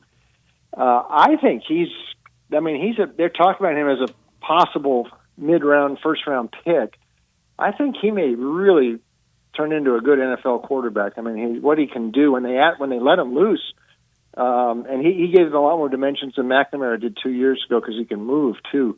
But they don't use him as much as they should. They're very adamant about running the ball. So how well they run against Washington and how well the Huskies can protect Penix, who has had pristine protection. He's only been sacked 18 times the last 2 years.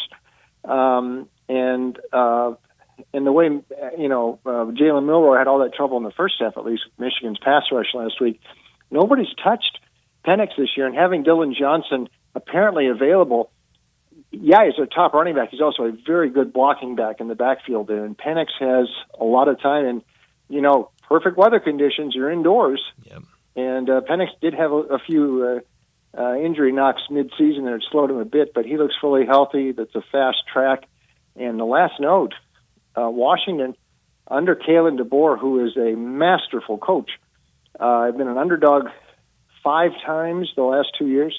They've not only covered each time, they've won outright all 5. It was a little crazy at the end of the game on Monday night. I didn't realize there was that rule where Washington that actually acted as a timeout when Johnson got hurt. Yeah. I thought they would just pick up the clock when he left the field. So that gave Texas several more plays to have a chance. But other than that, I mean, DeBoer has been flawless as a head coach, and I think they win this thing. 31-27, my score for the Huskies Monday. I like that pick. I like Washington a lot in that one. We're talking to Bruce Marshall from Vegas Insider, CBS Sports, and BAMSports.net. Well, Bruce, let's get over to the NFL and talk about some of these Week 18 games. I want to start off with the one that everyone's been talking about. It's the primetime 7 o'clock game on NBC, Bills and Dolphins down in Miami. Right now, Buffalo, a 2.5-point favorite. That total sitting at 48.5. What do you like in that one? Miami is really the AFC version of Dallas, and to step up and win. I mean, most of their big games this year they have lost, except beating Dallas. That we're still not sure about Mostert and Waddle, who missed last week, and they might be a game time decision for Mike McDaniel on Sunday. They would like to have them in there. I'm still not sure they should be an underdog at home, though. I mean, Buffalo, look, the last 2 weeks, they were life and death with the Chargers playing with Easton Stick 2 weeks ago, and had trouble with the Patriots last week. I mean, they've really only played in this 4-game win streak, and they were a little fortunate to beat Kansas City, and I'm not sure that means as much as it used to. They look good against Dallas, but, I mean, other than that, it hasn't been the same. Buffalo hasn't, overwhelmed me. They're running the ball a lot more. I think their better chance, if they're going to go deep in the playoffs, it's going to have to be Josh Allen making the plays. I mean, they can beat the Chargers and teams like, and even Dallas. I mean, they ran the ball on them a couple weeks ago, but I'm not sure that's a recipe to get them too far. And Buffalo, depending upon some other results on Saturday and Sunday, including Pittsburgh tomorrow, Buffalo could be out of the playoffs entirely if it loses this game. So at least, I mean, there's that extra risk for them, which at least Miami doesn't have. But I'm going to take the Dolphins here. I think they got the wrong team favored. I think there's still a little bit too much love for Buffalo. I still don't think Buffalo is quite where it was the last couple of years. And I think these last 2 weeks where they really struggled against some subpar teams would be a concern to me on the Buffalo side. If you had to pick a team right now to win the Super Bowl, who would it be? The easy answer is Baltimore, but I'm not going to give that answer because I've seen Lamar Jackson too many times in the past, 3 times, really implode in the playoffs. And maybe this is a different scenario this year. But I still think, San Francisco is still, and I know they lost to the Ravens a couple weeks ago. I don't see that if that would happen again, if that's even the matchup. So I would say San Francisco first, Baltimore second. There are 2 teams to watch. Other ones. One is Cleveland. I agree. Flacco's not going to play this week. They have beaten Baltimore at Baltimore this year. They look like this is a very interesting story with Flacco coming in there. And they didn't, the quarterback they've had 4 guys. They're going to start Driscoll. He's going to be their 5th starting quarterback this season. They're going to start him on Sunday, I guess. But I've never seen a team go through that to win a Super Bowl. They've got a chance. And on the NFC side, don't overlook the Rams. Now, they're going to rest a lot of guys.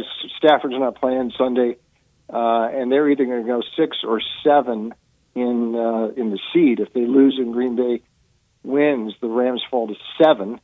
But I don't think that really matters to them. Stafford, the way he's playing lately, and Nakua and Kupp, defense, I mean, they're just 2 years away from winning the Super Bowl. They've had a roster transformation since then, but they look, the last month and a half, they look really good. And that game at Baltimore, I think, should scare a lot of people. The Rams lost that in the punt return in overtime, but they played the Ravens heads up back there. I think they're kind of a scary team in the NFC. Give us your 2 or 3 favorite games for Saturday or Sunday. New England, it's a very short price. They have actually played better with Bailey Zappi at quarterback. He has looked a lot better than Mac Jones. And I think we'll see with the Belichick thing. It would be, I don't think, he's gotten dumb overnight and he's past his sell-by date. I think this whole thing with New England this year and even last year was a gross miscalculation on Mac Jones. And if you are miss that much on your quarterback, no matter what else you've got, that turned into a negative. They've actually played very well since mid-season. They played much better with Zappi, and the Jets really look like they're running for the bus here. So, and playing Simeon at quarterback, it's just not good, although he is better than what they had. New England there. I also like that game over. It's only like 30.5 last I checked. Jets have been, Simeon is not great, but he's at least a serviceable quarterback. I'm not sure Zach Wilson was even serviceable this year, and Boyle certainly wasn't those couple of weeks he was in around Thanksgiving. So I think that one might go over as well. I'm going to take the Giants too. Philadelphia is struggling here right now. You may have some weather in the Meadowlands on in the whole Northeast on Sunday to watch. But Tyrod Taylor, listen, I think he looks better than Daniel Jones, and he definitely a better chance than with DeVito. And they could have beat the Rams very easily last week. They almost came back on the Eagles in Philadelphia 2 weeks ago. Philly has got some real issues right now. They're getting 5 with the Giants. This one goes right down to the wire. Possible upset. And Tyrod Taylor, listen, if I'm the Giants, I'm looking at this. I know they've got a lot of money invested in Jones, but you know what? Taylor might be a better quarterback, so they better think about that in the offseason. So I'm taking the Giants in that one. The G-Men on Sunday. I like it. Some good plays over the weekend in the NFL. It's also going to be an exciting weekend in college basketball and the NFL. College basketball, we get a lot of conference games and conferences starting play, especially the SEC. I know a lot of people around here are excited about that. Do you like anything in college basketball or the NFL over the weekend? Yeah, those NFLs, I kind of like. There's some really interesting college games tomorrow. I'm kind of fascinated by that North Carolina-Clemson game. Now, Clemson lost that one the other night at Miami, and I'm wondering if this is the Clemson we've seen a lot. P.J. Hall is a really interesting player. We saw him here. Mm-hmm. Yeah, he's really good. But we've seen Clemson do this before. They start off really good, and then they start to falter in conference play. North Carolina won the game on the road at Pitt the other night. The transfer from Notre Dame, Cormac Ryan, and the transfer from Stanford, Harrison Ingram, give them 2 real good scoring threats, aside from Davis and Baycott, who are still there in their 15th years, I think, of eligibility. Feels like it. Let's see if North Carolina can win that one. That's an early start tomorrow. And if that's Clemson, but I think Hubert might have that thing back on track. So that's one to kind of look at tomorrow. And, of course, the Kentucky-Florida game. Kentucky might be putting some things together here. And both these teams are scoring a lot of points. I haven't seen a total yet. It's going to be up there pretty high. This might be a high-scoring game. But we're keeping an eye on Coach Cal here, because Kentucky has been kind of interesting looking here, and they might be a side to look at, and maybe a high-scoring game tomorrow. I like it. Well, Bruce, before we let you go, tell us where we can find more of you. Yeah, check me out online at VegasInsider.com. I got all the picks there. I got some college hoops. I got some NBA. I got some NHL tonight. We'll have NFL this weekend. I'll have a pick on the Monday game as well for Washington, Michigan. College football closes the season out. All my picks are at VegasInsider.com. Also, CBS Sportsline, Sportsline.com. Look for me once in a while on HQ and on a podcast with our friend Jimmy Ott down there in Baton Rouge. On the Bet Rivers Network, they call it the Sports Bettor's Paradise. Good deal. Bruce, thanks so much for joining us. We'll do it again next week. Have fun, guys. Take care. Thanks, Bruce. Good luck this weekend, Bruce. Start the new year in the right way. Bruce Marshall with us every Friday. Next Thursday, we're going to be at Sissy's Log Cabin at 4542 Poplar for the grand opening. We were there when they had the soft opening getting open in December. The grand opening next Thursday, we'll be there. Go to sissyslogcabin.com to learn even more. The Sissy's promise, it ensures that every time you walk into a Sissy's Log Cabin, you can expect 4 things: exceptional service, an expansive selection, an extraordinary experience, and quality pieces. Committed and passionate about giving back to local communities. Each Sissy's Log Cabin store, it has its own philanthropy budget to use for local community charities and organizations, and you see them as part of the fabric of our community. The official jeweler of the Grizzlies, the official jeweler of the Tigers. We've got a lot of tickets to give away. We'll have stuff to give away next week. We want you to come and join us. And at Sissy's, you get the Mid-South's largest selection of one-of-a-kind jewelry, engagement rings, wedding bands, necklaces, earrings, got Valentine's coming up, 9,000 square foot store in Laurelwood with expanded lines for Rolex, Cartier, diamonds, and more. Unsurpassed value and that exceptional service that you can count on because life's too short for ordinary jewelry. I want to do a real quick blind resume on 2 NFL quarterbacks. You ready, Brian? I guess so. Johnny, you ready? Oh, I'm ready. I'm ready for this. I'm not good at blind resumes. Games played, they both have played 188 games. Okay. One has a record of 103 and 82. The other one has a record of 115, 72 and 1. Okay. The quarterback with the 103 wins, he has 43, 936 in yards. The quarterback with the 115 has 43, 653 in yards. But the quarterback with the 103, 245 touchdowns, 155 interceptions. The other quarterback has 334 touchdowns. Playoffs, the first one, the 103 record, 10-5 in playoffs. The other one, 9-7. They each have a Super Bowl. Who's better? Is either better? I don't know. They sound like the same level type of quarterback. I mean, they sound very similar. Very similar. Both have Super Bowl wins. Yeah. One has a Super Bowl win and a heartbreaking Super Bowl loss. That is Russell Wilson, the second one. Wow. He's the one with 115, 72 and 1. Ooh. The first one is Joe Flacco. How about that? Are you serious? Joe Flacco. I had a good feeling one of them was going to be Jeff Flacco. I didn't know who the other one was. Hey, man, you did that, Brett. I like it.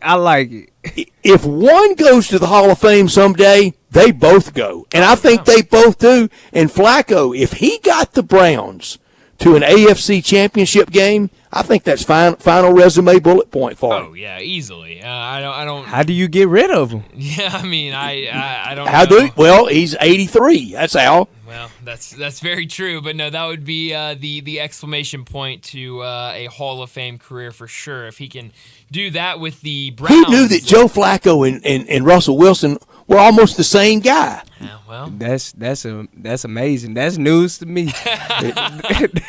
Blind resume for you. It was stunning to find out. Very you know I love blind resume around tournament time. Oh, we love blind resume. Get ready for it, Johnny. We're going to do a lot of blind resume around the tournament. I'm looking forward to it. Well, let's go ahead and get to a break. When we come back, we're talking Razorbacks. We're talking SEC with Ty Richardson. You already know you can listen to Sports 56 anywhere with the Sports 56 app or at sports56whbq.com. But you can also watch us daily with live video of all of our shows on Twitter, Facebook, YouTube, and Twitch. Bartlett Small Engine has been serving quality power equipment since 1970. They have a full line of power equipment, parts, and services for most makes and models. Bartlett Small Engines has the best brands in the power tool industry, and they're all American made. Bartlett Small Engine is your can-do store. 6780 Summer Avenue. Call 901-386-9779. Bartlett Small Engine has free pickup and delivery both at your home and curbside for lawnmowers, blowers, edgers, and any small engine. Call 901-386-9779. 5-Ash Roofing, it's what we do. Roofing and siding, gutters too. We're the pros you can trust to get it done right. Call on us. 5-Ash Roofing, the name to know. 5-Ash Roofing, the only way to go. 5-Ash Roofing, it's what we do. 5-Ash Roofing. Is that not the corniest thing you've ever heard? Can you believe I paid good money for that silly jingle? Well, the experts say make it memorable, and I think I got my money's worth. 5-Ash Roof Services, proud partner of the Memphis Tigers and the official roofer of the Tigers home team. 5-Ash Roofing, 367-0050 or memphisroofer.com. 367-0050 or memphisroofer.com. 5-Ash Roofing, it's what we do. We're here for you. Paid actor portrayal. I didn't see it coming. Life can be so unpredictable. After losing my dad, it made me think about my family if something were to happen to me. The mortgage, car payments, and all the other bills. Even things like our annual summer vacation would be out of reach. I had heard about life insurance through Ethos and how easy it was to get coverage. They were right. I knew it was time to stop putting it off and get life insurance right now. I got on my computer and went to ethoslife.com. In just 10 minutes, I was covered. And boom, family protected. Thanks to Ethos, my family won't have to worry about the bills if the unpredictable happens to me. Ethos, fast and easy online term life insurance. Up to $2 million in coverage with no medical exam. Some policies as low as $1 a day. Answer a few health questions and get your free quote at getethos.com. That's GETETHOS.com. Nestled in the heart of East Memphis, located corner of Park and Cherry, is a beautiful residential neighborhood. I'm here at Town Village Audubon Park interviewing a new resident, Carolyn. Share with us why you chose Town Village. Well, if your parents or special friends need to make that big move, let me share with you my experience. It was tough for me to leave home, but then I discovered Town Village. I would like to highly recommend Town Village to you and your loved ones. After looking at all the amenities and meeting all the people and staff, I was hooked. From restaurant, bistro, 3 meals per day, housekeeping, transportation, security, health care, physical therapy, exercise room, and even a heated pool and spa. Come see us and make your new home at Town Village. Visit us and call Daniel at Town Village Audubon Park at 901-374-7342. There's no place like home, Town Village. Sports 56 traffic. Good afternoon. Traffic's on the increase at times over here in the construction zone. It's moving right now. It can just get tricky at times there on 55 north and southbound between McLemore and South Parkway. I see that weather in our area here on the weather radar. Please be careful, especially I-40 out towards Arkansas. Traffic's picked up just a bit in the last few minutes south of Memphis, but it's moving on 55 down through South Haven. Weimer's Jewelry, located 7525 Highway 64. They are your Valentine's Day headquarters. Shop local, save a lot of money this year at Weimer's Jewelry. I'm Commander Chuck with your on-time traffic. Time to talk Razorbacks on Sportstime. Joining the guys is Ty Richardson from ESPN Arkansas to talk all things Hogs and SEC. On Twitter X at Ty Sports Radio, here's Ty Richardson with Bryant and Brett. Come on, all you Razorback fans, let's stand up and call those Hogs!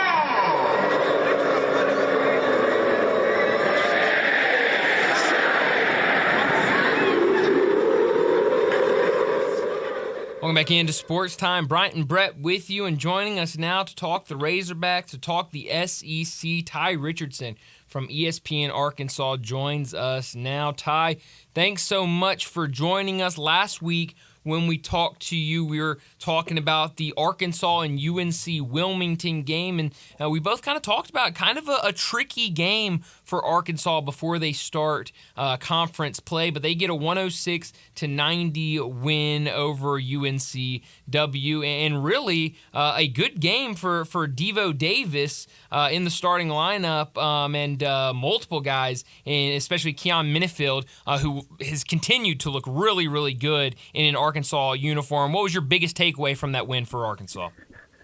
Well, let's start with the former Washington Husky. We know the Huskies are playing the national championship on Monday night, so we might as well start there. Keon had his not best game as an Arkansas Razorback, best game as a collegiate player, 30-plus points, really efficient from the field, got to the free throw line 17 times. So Devontae Davis, when conference play in the NCAA tournament he just picks up his plays. So it's kind of expected. But guys, I'm excited. Excited for this game tomorrow, top 25 matchup against the Auburn Tigers, and should be a fun one.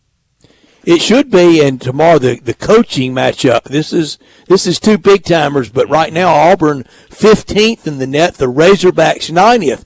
This is how the Razorbacks make that big climb up. They'll move way up just with a win tomorrow at home. The students are away. I think Northwest Arkansas by itself can fill up on a Saturday afternoon for a conference game, can't they? I mean, I know they need the students, but there'll be enough of a crowd just up there for a Saturday game, isn't it, Ty? Yeah, Brad, I think so. And the fact that Auburn's ranked, you mentioned the coaching matchup. I mean, you got two of the top 5 coaches in the Southeast Conference, and Pearl and Muss. And Arkansas surprisingly is 1-4-5. So I was kind of surprised when I was looking at the game notes about that.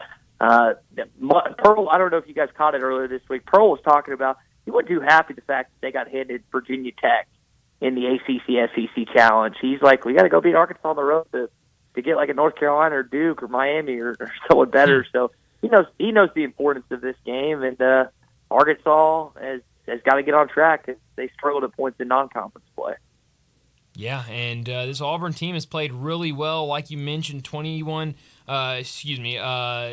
what's the record this year? I'm looking at the wrong one. But good, 11-2 this season. And John I. Broome has been really, really good, a guy that could have gone and tried to go to the NBA. I don't know where he would have been in draft stock, but decided to come back to Auburn, back as their leading scorer and really probably best player on the roster. How does Arkansas slow him down tomorrow? You pray, because now he has a three-point shot. Yeah. Guys, I mean, this lefty, 6'10", he's got every bit of arsenal near the rim that a coach could want, and he's physical, 6'10", and then his backup, Dylan Cardwell, or Cardwell, is probably about that as well. So, I mean, this is just a tough man. You got Jalen Williams, 6'8".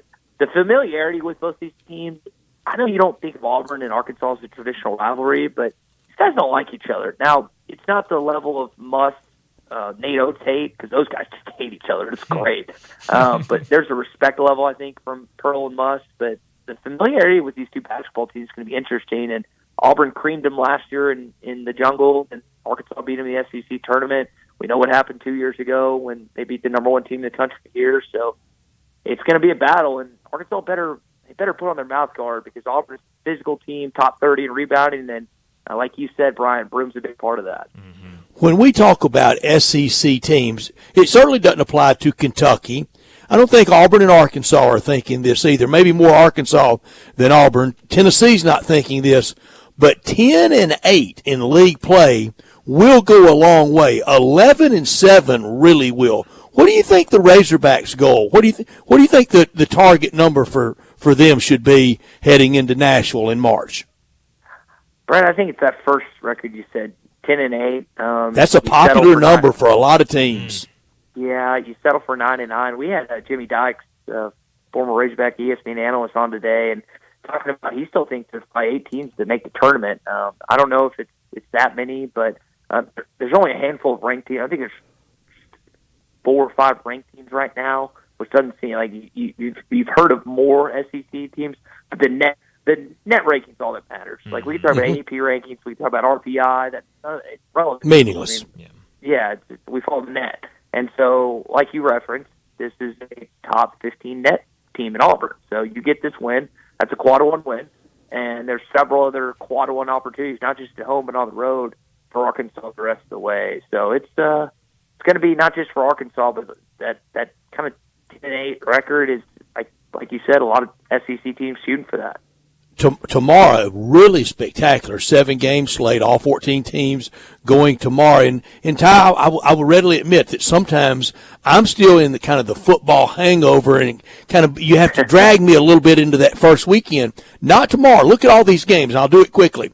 Mississippi State at South Carolina. One's 11-2, one's 12-1. We're going to see kind of who's real tomorrow. South Carolina's at home. Kentucky, we know they're real. What is Todd Golden building at Florida with Kentucky going down to Gainesville? Georgia, Mizzou. Georgia surprisingly 10-3. Mizzou, the other side of the surprise, 8-5.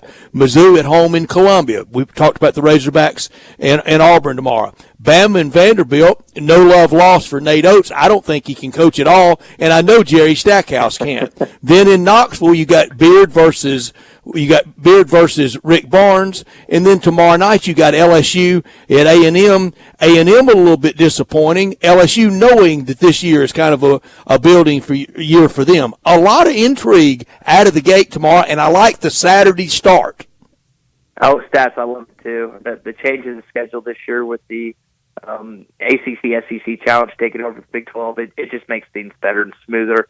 And the intriguing game for me is the one in Knoxville, because if Beard can go into Thompson Bowling in year one and get a win, first SEC game out of the slate, you're like, okay, Ole Miss, this, and I know they beat Memphis earlier this year, but there's some other wins that you're just kind of like, But if they do that, it's like, that's a wake-up call. Beard's a heck of a coach. We know that he's won everywhere he's won, and there's no reason he can't continue to win in Oxford based on the proximity of Memphis where you guys are. Yeah. And then there's those other games that are, again, that Florida-Kentucky game's a little bit under the radar because we know that Gainesville's a tough place to play at times in basketball, and I'm also intrigued by Todd Golden and what he can do early on in his tenure at Florida. Yeah, I think he's got something going. I swear, I texted this to an Ole Miss friend of mine earlier today, and I really believe this. Chris Beard, I know he wants to win. I know he wants to win badly tomorrow night in Knoxville. But if he can't win, I think he'd rather lose by 17 than a heartbreaker at the buzzer, because then he could go to his team and go, forget the 13-0. We got to get rededicated to conference play. I don't think he wants to go up there and lose narrowly. I know he wants to win, but I think he could get something at even getting hammered by Rick Barnes. Yeah, sometimes stats, it's one of those things where coaches enjoy getting blown out. Like I always reference the greatest story I think ever in the history of basketball in terms of like a forged game or a fake game is the Chuck Daly and the Dream Team, right? They go into the practice against those college guys and he intentionally throws the game so he can like command them from there on out. It's like, because those guys, I mean, they think they can do whatever they want. And Daly's like, all right, I got to find a way to like get this team cohesive and under my leadership, and throwing a game is the way to do that. And from then on out, they're like, all right, coach, what do you need to do? And we know what happened in Barcelona after that. So getting just obliterated every once in a while is good for the psyche of the team, because sometimes you get content because you're winning, and the little things that you used to work on, you kind of gloss over. So I think 99% of the coaches would tell you getting blown out every once in a while is good for the overall integrity of the team. Ty, after seeing non-conference play for these SEC teams, who's your pick to win the SEC? Kentucky, Brian. Wow. And I mean, you got a legacy in Shepherd. You got Breeze as the veteran. You got Wagner and all these other freshmen. I mean, this is a vintage Kentucky team in terms of Cal. I don't know if I'd go Patino or a Tubby Rupp, but this is one of Cal's teams that I'm looking at like they figured it out earlier than they usually do. That's a scary team. Arkansas's got to play them twice this year. So, Brian, to me, it's the Wildcats, and I hope I'm wrong. I hope they struggle, but looking at their roster, I don't know if they're going to. Yeah. Ty, what's more fun, trying to figure out the 4 teams that will get the double buys that won't play until Friday in Nashville, or trying to figure out the 4 teams that will play on Wednesday night? I think it's the more difficult thing is the top 4, because I think you can still figure out the bottom 4 for whatever. I mean, it's Vanderbilt. You referenced one of them. They're 14. Yeah.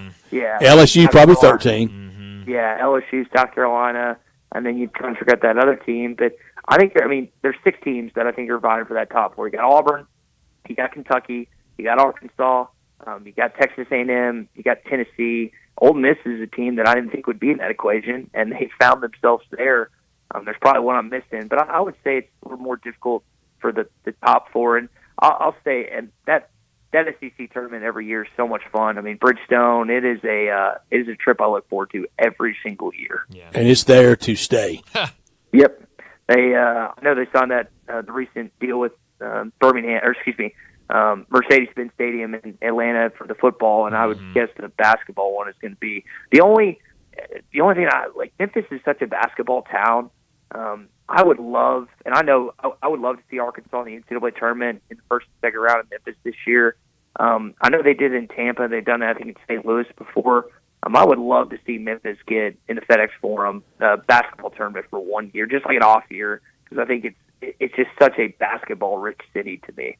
We hosted in 94 and in 97 at the Pyramid, but really have never been in the mix. Even the site survey team, they've kind of came here, and I'm told that they don't like that we don't have a adjacent facility for like the SEC fan experience and all that. Our convention center's too far removed from the building itself. I tell you a place they will go to eventually.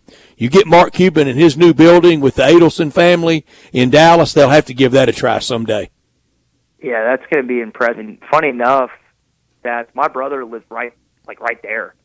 He lives in Las Colinas, so he's going to be there the next 5 years. So I think at some point that is going to happen. And when you you just think about adding Texas and Oklahoma. I don't know if Oklahoma City. I know there's possibility of them building a new arena. I don't know if we're ever going to see anything SEC-wise out there outside of like softball in the NCAA tournament. But I think that there's always a possibility of doing something, again, more in Texas, kind of like you referenced, just with the additions of Texas. I know Oklahoma's its own separate state, but there's a lot of Oklahoma people in Texas. I think you're exactly right. Mm-hmm. Well, it's going to be a fun weekend of SEC play. It's going to be a lot of fun to watch this Arkansas-Auburn game tomorrow. But Ty, thanks so much for joining us. We'll do it again next week.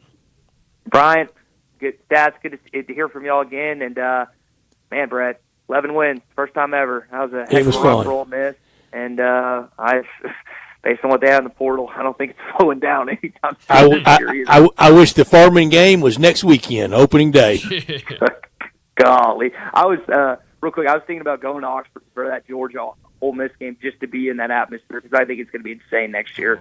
Come on down. The week before is in Fayetteville. The Razorbacks and Ole Miss November 2nd, and then against Georgia November 9th in Oxford. He'll get here soon. Might have to do it. Well, guys, thanks for having me on as always. Thank you, Ty. Have a great weekend. Happy New Year. Happy New Year. Ty Richardson, he joins us every single Friday from ESPN Arkansas to talk the Razorbacks and the SEC. Well, we need to get to a break. On the other side, it'll be time for Big Number of the Day. Start your day with Sports 56 Mornings with Greg Gaston and Eli Savoy. Weekday mornings from 7 to 10, right here on Sports 56 and 98.5 FM. Getaway Sports Bar, the best-kept secret in town, open noon to 1:30 a.m. 7 days a week.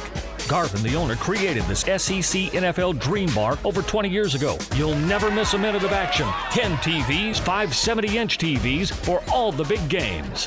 Rack them up on 6 pool tables. Coldest beer in town, grab you a pool stick and get you some good bar grub. 100% Angus burgers, big and moist chicken tenders. Daily happy hour Monday through Friday, 2 to 6 p.m. with long neck domestics, $2.25. Getaway Sports Bar, 4632 Winchester. Texting enrolls you into recurring automated text messages. Consent not required to purchase. Message and data rates may apply. Hey, Dan, how you doing? Haven't seen you around the gym. Yeah, I've really fallen off. Since I turned 40, I just don't get the results I used to get. Could be lower testosterone. I went through it a while back. I got Nugenix Total T, and it's made a huge difference for me. I've seen that on TV. Is it for real? Oh, yeah. The patented key ingredient is something called Testofen, which helps boost free and total testosterone levels to help you trim up and stay lean. And it's made a difference for you? Man, I feel like I'm in my 20s again. At work, in the gym, and in the bedroom. Are they still giving out complimentary bottles for people to try it for themselves? Yeah, you just need to send them a text. Text JUDGE to 321-321 right now for your complimentary bottle of Nugenix Total T. Plus, text now and we'll include a bottle of Nugenix Thermo, our most powerful fat incinerator ever, to help you get back into shape fast. Absolutely free. Text JUDGE to 321-321. That's JUDGE to 321-321. Products and statements have not been evaluated by the FDA. These products are not intended to diagnose, treat, cure, or prevent any disease or illness. This is a special alert to all Americans who own a vehicle with less than 200,000 miles with an auto warranty about to expire or with no warranty coverage at all. Due to a decline in the economy, CarShield is announcing a low-cost month-to-month vehicle protection plan that is now available to the public to save any driver out-of-pocket expenses on future auto repairs. Call now to find out how you can pay almost nothing for covered auto repairs. Yes, you heard that correctly. Pay almost nothing for covered auto repairs. An open phone line has been established for all drivers to call for a free quick quote. Call 800-306-8158 now. Drivers who are covered will not have to pay for covered repairs again. This protection plan is at an all-time low. Additionally, drivers who activate this vehicle protection today will also receive free roadside assistance, free towing, and car rental options at no additional cost. Call us for your free quick quote today. 800-306-8158. That's 800-306-8158. What do you have to lose? Call 800-306-8158. Again, 800-306-8158. There's no better time than the new year to resolve to protect your identity and finances. Identity thieves can take out loans in your name. Seriously, take over and drain your banking and investment accounts and more. LifeLock makes it easy to help protect your identity and financial future. LifeLock monitors your accounts and credit and detects potential threats to your identity that you may miss on your own. And if you do become a victim of ID theft, a U.S.-based restoration specialist works to fix it. Plus, all plans are backed by the $1 Million Protection Package, meaning you'll be reimbursed up to your plan limits for funds lost due to identity theft. LifeLock is the New Year's resolution that's easy to keep. Call 1-800-LifeLock or go to LifeLock.com. In both instances, use the promo code HERD, H-E-R-D. to save up to 25% off your first year. That's LifeLock.com, promo code HERD to save 25%. We all appreciate luxury. We love the newest technology. We want something that sparkles and looks great. Well, I've got it all in one place. It's called Genesis of Olive Branch, right at the corner of Highway 78. That's Lamar. And the first exit in Mississippi, that's Craft Road. Turn left and you will see Genesis of Olive Branch. And right now, you can get the 2024 Genesis GV70 starting at $49,480 with special financing as low as 3.49% on select models. How about the 2024 Genesis GV80? A little bit bigger, starting at $55,995, financing as low as 5.49% with a $2,000 rebate when trading a luxury brand. Call them. They'll even bring you a Genesis at your work or your home for a test drive. They're convinced that when you drive a Genesis, you're going to want one. Call 662-890-6684. Ask for Vinny. Genesis of Olive Branch. Now back to Sports Time on Sports 56 and 98.5 FM. Here once again are Brett Norsworthy and Bryant Dacus.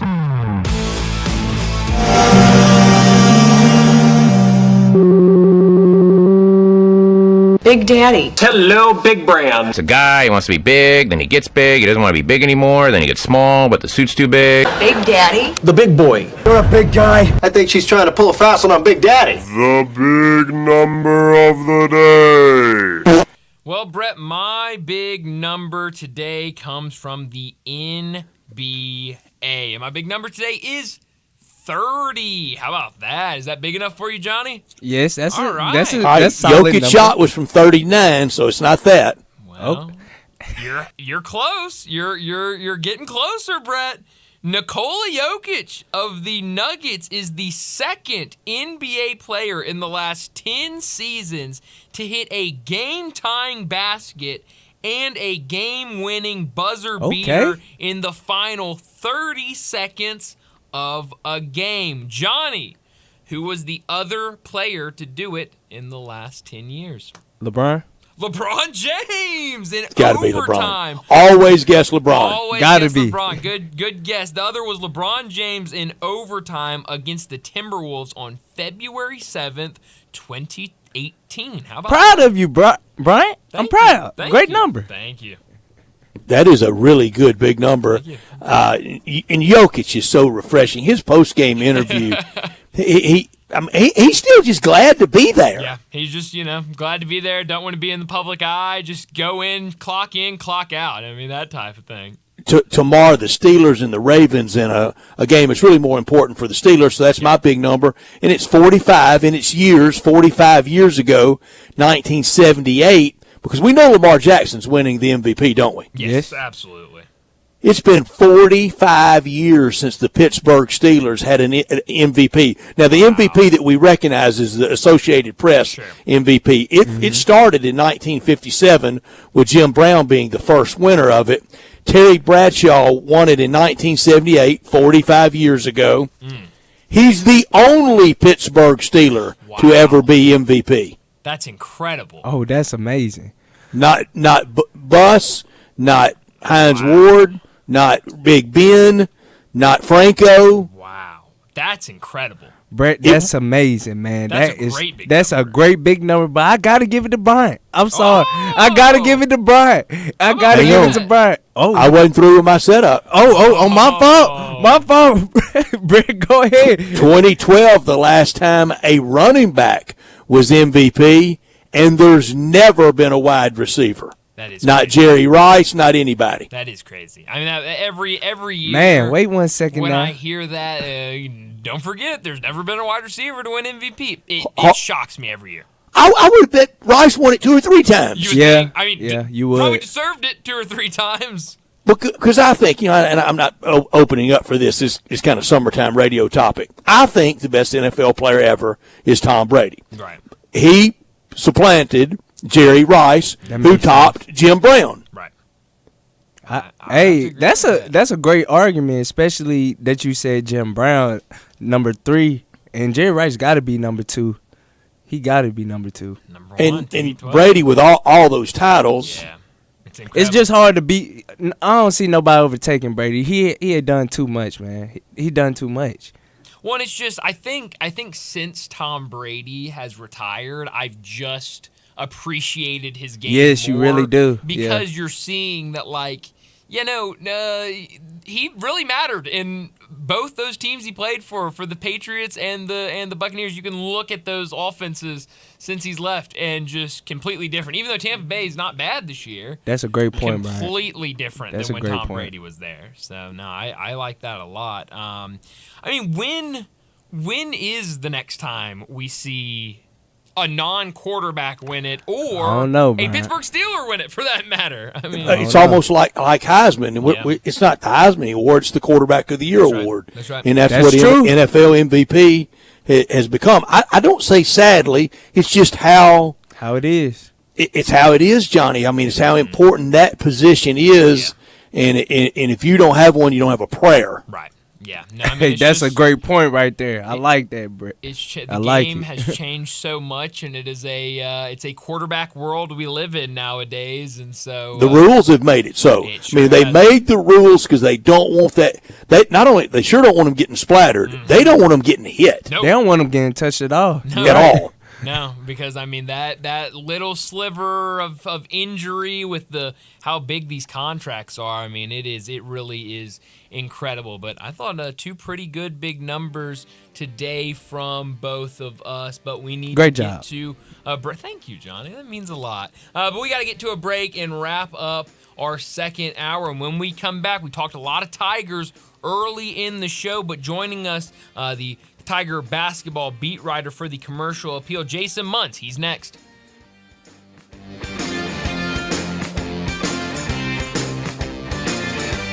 I'm Gary York. I'm the service director at Lexus of Memphis. Our service department wants to be more than just a place where you get your oil changed. We do glass repair, windshield replacement, recalibration of your camera and sonar systems, even wheel repair, tire replacement, all the things you would expect from a luxury automotive dealer. Please check out our website. You can schedule your appointment, check out our specials, hours of operation, or if you'd like to do it in person, please reach out to one of our associates at 901-271-5199. Welcome to the Rendezvous. This is John Vergas. When my dad started the Rendezvous in 1948, I don't think anyone could have imagined we'd still be serving shoulder, cheese plates, and our world-famous dry rub ribs 75 years later. But we are still here in the basement, in an alley in downtown Memphis. We sincerely thank you for making the Rendezvous what it is today. Charlie Vergas Rendezvous. A legendary experience for over 75 years, whether you dine in, pick up, or ship across the country. This is Sheldon Rosengarten with Marks Bensdorf Realtors. When I talk to people about selling their homes or buying one, my motto is stick to your game plan. I learned this from my friend Coach Terry Tippett. Coach, you didn't go into a game without having a plan, did you? No, Sheldon. Having a plan was critical to the success of all my teams.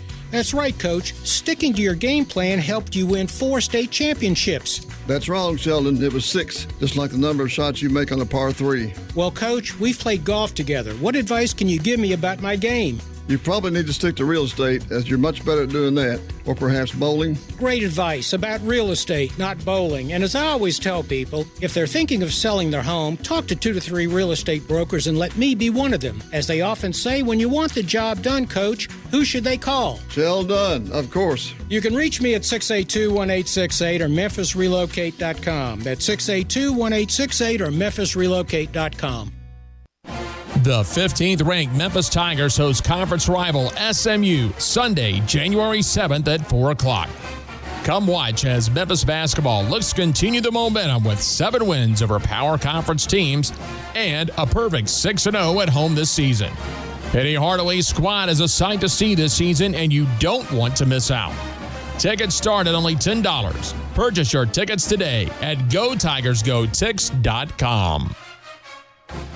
Roofs, roofs, and more roofs. Chris Price here with Metro Builders. Is your roof leaking? Do you have mold stains on the ceiling of your home or business? Is your carrier denying your claim or offering a repair simply because they don't have enough documentation? You need a contractor that performs work for insurance claims for policyholders each and every day, and Metro Builders is here to assist. Call Metro Builders. At Metro Builders, we provide free estimates, consultation, and claim repairs. Metro Builders' process of arriving, inspecting, diagnosing problems, and estimating is second to none, commercial and residential.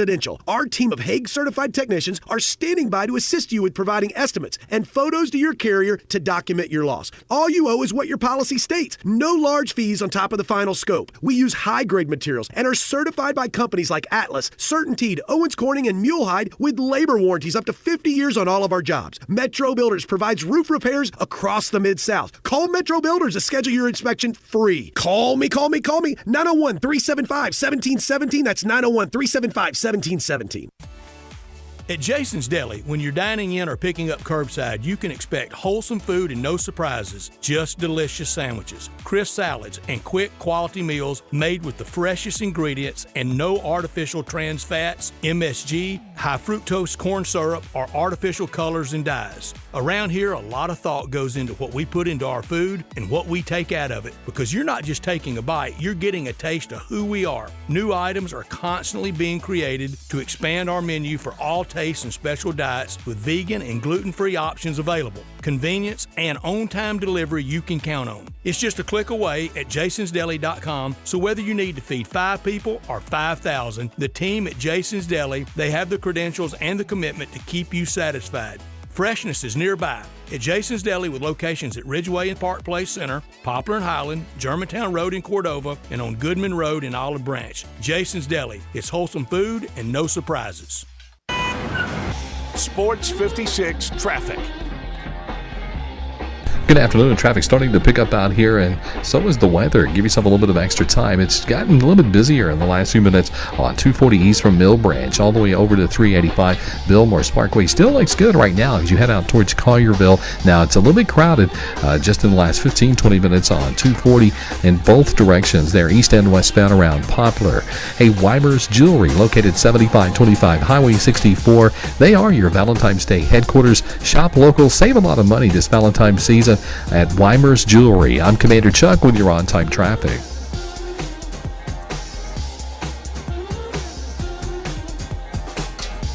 We are Sports 56, WHBQ Memphis, and W253DF Memphis, Flynn Broadcasting Stations. Now, back to Sports Time on Sports 56 and 98.5 FM. This hour is brought to you by Hewlett & Dunn, Boot and Jean Company in Collierville. Here once again are Brett Norsworthy and Bryant Dacus. Welcome back into Sports Time as we start our third and final hour. And joining us to talk Tiger basketball, the Tiger basketball beat writer for the Commercial Appeal, Jason Munge, joins us now. And as always, he's presented by Jim's Place Grill in Collierville. Jason, thanks so much for joining us. Have we landed in Memphis yet? Are the Tigers finally back in the city after all of the trouble over the last 12 hours or so with flights?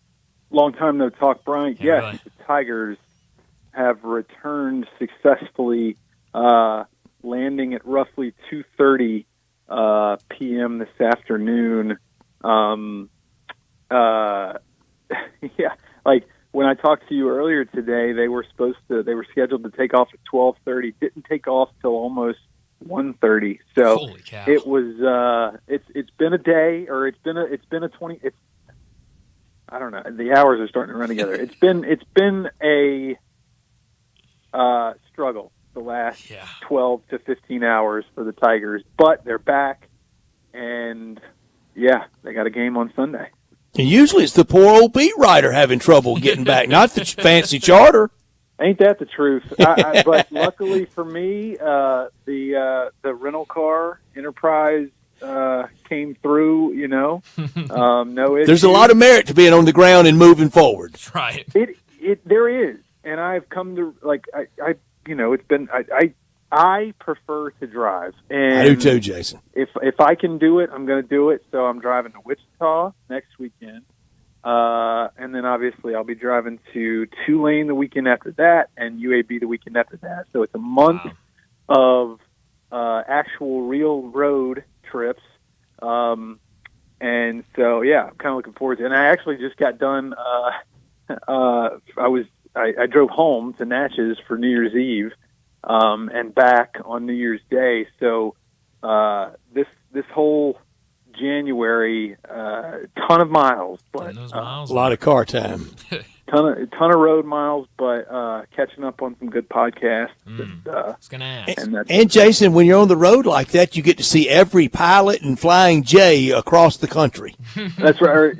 Or Quick Trip. That's what Tulsa's got going on is a Quick Trip. But quick side note, like with the podcast that I listened to most recently, I'm a big Keith Morrison guy, so I listen to a lot of Dateline stuff. And they had a podcast about a crime that occurred in Russellville, Arkansas, which I passed through. You sure did. On my way, home of Corliss Williamson. Yes, and so like they were talking about there was Lowe's was featured heavily in this podcast, and I drove right by it on the interstate, and I was just like, man, this is kind of eerie, but that's awesome. But yeah, it's good stuff. That's life out there on the road. It was life on the road for the Tigers last night, and with all these issues that came up from the travel, it's why we started today, both of us, and we didn't compare notes. It was both of us. That was a great win last night, Jason. I know it got closer than it probably should have. Tigers led all night. It was really kind of a lucky run in the degree of difficulty for some of the shots made for Tulsa. I mean, they look like the Globetrotters out there making those. That was a great win last night. Yeah, and, I think that Penny has taken the right approach to this. He's kind of given them a little bit of a pass. I mean, they went into halftime up 14. Yeah. Okay, so they had the game well under control. They were up by 7 points with 1:03 to go in that game. And then there was a series of unfortunate events that led to Tulsa tying the game 30 or 40 seconds later or whatever it was. But given what happened to Caleb Mills in the first half, going down with that obviously gruesome non-contact left knee injury that forced him to leave the game. Penny's. I think Penny is sort of taking the right approach here and kind of giving the guys a pass. They did close the first half strong after Caleb went down, but when you go back in the locker room and it starts to sink in exactly what had happened to their teammate, I think it's heavy. Kind of just. I think it rattled them. I think it really hit them hard and distracted. At the very least, it distracted them, and I think that's probably part of why. I think that's part of the reason why they got why things got dicey at the end. But then also, you mentioned that they were shooting the lights out. One of their guys, Carlos Williams, came into the game having made just 3 3-pointers all season. Well, he made 4 in the second half. So, of course. Yeah, exactly. So, you got to give credit to them, and they obviously went to the zone defense in the second half, and Memphis did a lot of dribbling and a lot of one pass, maybe two pass, and then settling for bad shots. They were 0 for 10 from 3 in the second half until Javon Quinterly hit that one that won them the game winner. But so there was it was closer than it should have been. But a win is a win. You get out of there with it, and you're certainly not going to give it back. As we stand right now, I mentioned this earlier as well. Only 2 teams in college basketball with more wins, and that's Houston at 13-0, and it's Purdue at 13-1. There are a lot with 12 like the Tigers, but only 2 with more. Jason, way back on opening night, if somebody had said after 14, 12-2, everybody would have signed up for that, wouldn't they? Well, 100%. Is Ole Miss stuck on 12, or do they not? Oh, Ole Miss is down there at 13. I'm sorry. I discounted Ole Miss. Wow. Yeah. Oh, I'm sorry. About the rib. Well, the point still stands. There's very few teams in college basketball with more wins than Memphis, and yeah, like I'm glad I'm just on the football crew. That'd been the end of the basketball days. I think if you had offered that to everyone who cheers for the Tigers and has a vested interest in Tiger basketball, there's no doubt about it. They would 100% be like, yeah, like let's go. Like, and it's not their fault that Michigan is probably, Michigan struggling. That win doesn't look like it did when they played them. Kind of same for Mizzou, maybe the same for A&M, but some of those wins, like Arkansas, that's going to start looking better. Clemson's going to start looking better. Virginia's going to start looking better. Yeah, there's no doubt. And I think honestly, and I haven't followed Jackson State that closely. I know they've only got 4 wins. Now I'm getting texts from everybody in the country. James Madison's at 13 too. I'm getting texts from everybody. Well, that's good. That's good. People are listening. But no, like I think Jackson State, if they were able to make it out of the non-conference schedule somewhat healthy and somewhat just in good shape, I think they're gonna make some noise in the SWAC this year. But it does kind of, it feels like this is like a broken record type deal. It's like, you think going into last year that Memphis was going to have some a chance for a nice, strong non-conference, some like resume type opportunities, and it just didn't work out that way. Part of that was because they lost to Seton Hall at the down in Orlando at the tournament down there, and that kind of obviously that made them play. They had to play Nebraska, and they had to play Stanford, and those two teams didn't do much last year. But it does feel like it's kind of happened every year now. Where a lot of these wins just don't really hold up as well. But I think you're right. I think Virginia's going to get in there and do some stuff, and Arkansas and we're talking about wins. I think Villanova's got a chance to that. Like, I don't think that's going to be a bad loss. Ever. That's right. I don't think that's going to be a bad loss. I don't think Ole Miss is going to be a bad loss. I could see Ole Miss finishing top 5 or 6, maybe even better than that in the SEC. I mean, who knows? Like maybe they are for real. Yeah, they're one. We spoke with our previous guest a little bit ago that 10-8 goes a long way in the SEC. That's not going to go a long way for the Tigers in the AAC. How many can they endure? Kind of the split with FAU. I say nothing at home, and that includes Sunday against SMU. What can they lose? Where can they lose? I think they can lose 2 games and still be in it's not gonna hurt them real bad. It probably won't even hurt them that bad if they lost 2 games, especially if one of them is to FAU. But I think the other one has to be on the road, and I think it's got to be either SMU or Tulane. Honestly, the way things are shaking out. I was thinking maybe Wichita State before last night. North Texas beats them. Yeah, I know. I think North Texas might be a pesky one to watch, but from a metric standpoint, you got SMU that's like 45 in the net this morning, 2 spots or 3 or 4 spots behind Memphis. Are they for real? We'll see on Sunday. But if they are, then you could probably weather a loss at SMU. You could probably weather a loss at Tulane. But beyond that, there's just hardly any room for error. Even as well as they did non-conference, 11-2, with their only 2 losses being on the road to Ole Miss and neutral site against Villanova, they still just don't have a ton of breathing room if they want to get off that 8-9 line. Because right now, most projectionists got them at like a 4 seed or a 3 seed. Yeah. And Mike DeCourcy out there at Sporting News doing it for Fox, he's got the Tigers as a 2.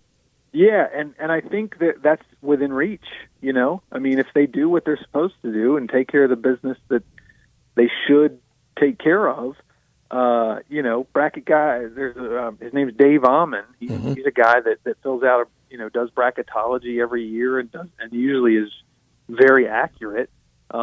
He's got Memphis as his second 3 seed right now. So they're, if they do what they're supposed to do, 2 is not out of the question. But you can't go lay an egg at, like, I don't know, against Rice or something like that. Or at home against UTSA next week. Like, you could probably stomach 2 losses and still feel good about, like a 3 or 4 seed. Jason, a lot of conversation around Jordan Brown. He's away from the team. He's going to stay away from the team. Is he? I don't know if he's still listed on the roster at the website tonight. It doesn't matter because he's not coming back. But the conversation that it might have been some disagreement, some discord over NIL. Can you report anything on that? Is there anything to that at all?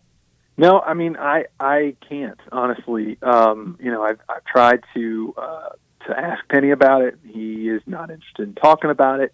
I talked to some other people behind the scenes and things like that, and that's never really come up substantively. I've reached out to Jordan's dad. I've reached out to Jordan multiple times for weeks, and I'm getting no response. So, I that's just something that I don't. I don't have any reporting on that. I would say it might not be. I mean, it might not be outside the realm of possibility, just simply because that is the world we live in now. It's a business. I honestly don't think that it's. If we're talking about what led to his departure, he wanted the ball more, and he wasn't going to get it. As much as he wanted it, with the way that Penny likes to run his system. Jordan Brown is a traditional back to the basket guy. You have to force feed him the ball under the basket, and that is not the way Penny runs 80-90% of his offense. Only Zach Edey gets that. Yeah, it's getting out in transition, running, pick and rolls, high ball screens, that sort of stuff, and that's just not Jordan. And I think he saw the writing on the wall after a few games and decided, I'm not going to put myself through this, and headed for the hills. So I think it was more about just incompatibility as far as what the root cause of the whole thing. But whatever role NIL has played in this, I'm not sure. Similar to Jordan Brown, J.J. Taylor was suspended, 2 weeks ago against Vanderbilt, and he has not been on the bench for the last 2 games. Have you heard anything on that situation or know anything about what's going on with J.J.? That's another one Penny's not talking about. I asked him after the Austin P game for updates on Jordan and JJ, and I believe his exact words were, "I don't have updates on either of those guys. Sorry." And so it was very clear he doesn't want to talk about it, which is fine. But I don't think JJ is not coming back either. I'm like 99.9% sure that his time at Memphis has also come to an end. Yeah, and Jason, I made this point earlier. Way back in October, November, we're talking, 10, 11 guys, one ball. How are we going to, divvy up playing time? And I said it always, for good or for bad, it works itself out. And you got those 2 that aren't coming back. Now you have the injury, the very devastating injury last night, and it always gets down to about 7 guys come tournament time. It does. But don't forget, they did add a piece recently. A big piece. In Naquan Tomlin. That's almost 2 pieces. Yeah. Yeah, you're right. No, you're right. And I think it got a chance to elevate itself to maybe 3 pieces if what's going to happen, if what I feel like is going to happen actually happens. I think he needs to play more, is what I'm trying to say. And I think 17 last night and didn't even mean to. Yeah, and that was after 15-15 against Austin Peay. So I think you obviously he's got to get his conditioning up, and that was just his third game since March. I hadn't since not playing since March, but yes, it has. Here we are, January 5th, and it is starting to work itself out. I'm reminded when you said that. I'm reminded there's a Seinfeld episode where one of the things they kept repeating during this one episode is things always have a way of evening out, and I think they do. I think that's what I'm reminded of. See, here's my contention. I think baseball is the sport that kind of threw the wickets one day, circus catch the next. It all kind of evens out. I think basketball is next over football. Yeah, agree. Yeah, like, and I've said this for a long time. Like, if you and it's true a lot in basketball. If you go out and you win a game that you're not supposed to win, you're probably going to go out and lose a game you're not supposed to lose at some point along the way. Especially if the first one happens early. It's just the way the universe works. It's almost mathematics. The number of times in baseball within the sport that then plays the next most games, well, it's basketball, so that would almost have to be there mathematically, statistically. Right. And then football is really a snapshot. Right, yeah. No, it is. But I don't think, honestly, if we sat here and went down game by game, I'm not sure that I would say, I could make the argument that every game they've won, even though a couple of them have come across as, maybe they shouldn't have on the surface.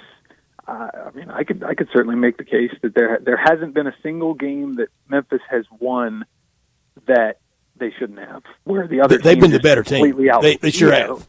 Yeah, they've been the better team in all their wins. So yeah, we'll see. And I think last night kind of evened up from the Ole Miss torrid hot shooting stretch down the end of the game, and everything kind of breaking their way. Well, last night it felt like everything was breaking Tulsa's way, but in the end the Tigers got the win, so that was kind of the even or outer. Yeah, I think you're really right. Bad grammar there, but I created new words. We knew what you meant, but yeah. But yeah, it had a lot of people. The way that game was trending late had a lot of people in my mentions and in the text group having flashbacks. We said Tulsa gets weird every time yesterday. We were both we weren't scared. I'm actually more scared of Sunday than I was last night.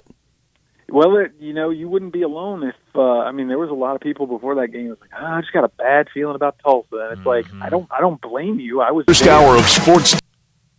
I was there for the 80-40 game in what was it, 2019 or 2020, whatever. And then the very next year they lost something like 58-57 or whatever, a game they had no business losing. Right. So yeah, it's that whole thing about Tulsa is very real.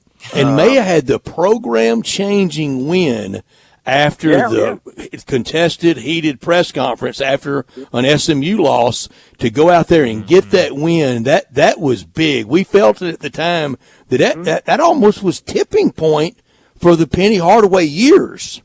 Probably so. And what's crazy is, if you remember, they were down at halftime, 18 points or something like that. And you felt like, man, this is really, really about to go completely off the rails. And then Tyler Harris, Josh Minot, and Alex Lomax, kind of the three of them, put the team on their back and willed them to victory, and really, really salvaged that season, and might have, as you alluded to, very well could have been the, taking the post game, the viral post game after SMU, and then the pulling that one out on the road at a place where, obviously it gets weird, as you said. That you could very easily say that has been, that was like sort of the rising from the depths, that little stretch there. Last thing for you, Jason. Quick turnaround for the Tigers now that conference play started. Sunday at home, you already mentioned it, against SMU. And looking at this SMU team, 10-4, and they played a pretty difficult non-conference schedule. Texas A&M, Wisconsin, Dayton, Arizona State, Florida State, West Virginia, Murray State, all on their non-conference slate. And I also saw in KenPom, and KenPom has them as like the number 25 in adjusted defensive efficiency. So KenPom is very high on them defensively. What do you expect to see on Sunday? I expect to see Zerk Phelps. Yeah. Leading SMU. I think this is like his third year there, and he's a very good player. So I expect to see him heavily involved, much like P.J. Haggerty for Tulsa last night, scored 27 points. I mean, going back to Tulsa just for a second, like that dude is for real. He's a redshirt freshman, started his career at TCU, had great success with an AAC team against Memphis. I don't know if that sounds familiar to you guys. Kendrick Davis started. He's a point guard. He started his career at TCU, then went to an AAC team, and then wound up at Memphis. Just saying. We'll see if PJ Haggerty gets in that portal after this season and where he ends up. But anyway, no, SMU is a very, very good team. Very obviously, as you said, a very good defensive team. And they played a strong schedule. And so I think, a lot of people for a long time were kind of like, it's going to be Memphis and FAU. And I think that's what it's going to boil down to. But that doesn't mean that there aren't still that's a quad 2 home game on Sunday. And if they stay in good, position net-wise, that's going to be a quad 1 road game. So that's great. But you got to win. You got to win the one Sunday for sure. You cannot be dropping games at home, and it's not going to be easy. I mean, it's the first game without Caleb Mills, and who knows what that does to the dynamic and the psyche, and obviously, as we talked a lot about earlier, the the travel issues and it's gonna. I think it's got a chance to get weird on Sunday, but you hope not. Yeah, hopefully not, but we'll have to see Sunday afternoon at FedEx Forum. Jason, thanks so much for joining us, and we'll do it again next Friday. All right, thank y'all. Thanks, Jason. Thank you, Jason. Happy New Year. Jason Munn's with us every Friday talking the Tigers. We hope all the way through the Final Four, and he's presented by Jim's Place Grill. Over 100 years of charcoal grill steaks, over 100 years of celebrations, family time, and lasting memories and great holiday experiences like we just had in the year ahead, where we can experience so much fun and all that great food at Jim's Place Grill. The Terrace family, with their touch for our community, recipes that date back to the beginning in downtown to now in Collierville at the railroad tracks at Poplar and Houston Levee. Online, jimsplacegrill.com. Don't forget the E in grill. Every steak grilled perfectly over an open flame. Come to Jim's Place and taste and see and feel the difference and enjoy that bar area. You can eat in there, and you can watch all the games and have fun over this weekend right there. Lunch hours, Monday through Friday, 11 a.m. to 2 p.m. Dinner hours, Monday through Saturday, 5 p.m. to 9:30 p.m. Since 1921, a Memphis landmark. Values, dedication to their diners, hard work. The Terrace family, they've created a memorable, lasting dining experience. The lunch menu, the staples like the shrimp cocktail, the crab cakes, and the souffle ma, and those salad dressings, all homemade. And at dinner, the soups, the seafood, the calamari, and those steaks. That's what they're famous for, ribeyes, strips, and fillets. Fantastic bar area at Jim's Place Grill in Collierville. Well, let's get to a break. When we come back, the weekend's almost here, so we need to make some picks. It'll be time for our First National Bank and Trust Friday football forecast. Be sure to follow us at Sports56 WHBQ on Twitter, Facebook, Instagram, and YouTube to watch live video of our shows, stay up to date with station events, and have chances to win prizes. Don't miss out on anything that's going on. Follow us at Sports56 WHBQ. Jenkins Floors and More in Hernando is growing. This family business started up 5 years ago with just one pallet, and now they have hundreds. Tim, the owner, gets calls from people everywhere and can sometimes save them up to 50% on wood flooring, carpet, tile, and vinyl. Jenkins Floors and More helps with renovations, home building, and installation. Jenkins Floors and More, number 6 East Commerce Street in Hernando. Also in Little Rock and coming soon to Tennessee. Call 662-469-9350 for more information. What's wrong? You look bereft. I am bereft. What is it? Well, there's only 3 Central Barbecue locations. The original Central Barbecue on Central, it's closed. Oh, don't worry, little buckaroo. The location on Central will be back before you know it and better than ever. Now, there's still the location on Summer. You love that one, right? Yeah. And there's still the Central Barbecue downtown and the Central Barbecue on Poplar. You love those too, right? I do love those. So you could go to those, and then when Central Barbecue on Central reopens, it'll be like Christmas, but with pork. I feel better already. Did you know that feeling sluggish or weighed down could be a sign that your digestive system isn't working at its best? Taking Metamucil every day can help. Metamucil fiber powders help promote your daily digestive health using a plant-based fiber called psyllium. The gelling action of this special fiber traps and removes waste so you can feel lighter and more energetic. Metamucil, promoting digestive health for a better you. Learn more at metamucil.com. These statements have not been evaluated by the Food and Drug Administration. These products are not intended to diagnose, treat, cure, or prevent any disease. For over 8 decades, America's farmers have counted on the Little Red Tractor from Case IH, the Farmall, to help them make short work of their demanding chores. Well, Mid-South Ag can show you they aren't just for farms anymore. With horsepower ranging from 30 to 105, plus an army of attachments, they can tackle every chore on your to-do list, from hauling and mowing to loading and towing and then some. Stop by Mid-South Ag Equipment or call 662-890-3141 to find a Case IH Farmall that's right for you. Sports 56 traffic. Good afternoon. All the major outbound routes have really picked up a lot more volume just in the last few minutes. They're running a little bit slow as that weather moves through our area. Please be careful the rest of the afternoon into the evening. It looks like more is on the way. Traffic's a little bit slow and has been for a while over here in the construction zone northbound on 55 between McLemore and South Parkway. It's picking up I-40 across the bridge headed over into West Memphis back towards Crittenden County.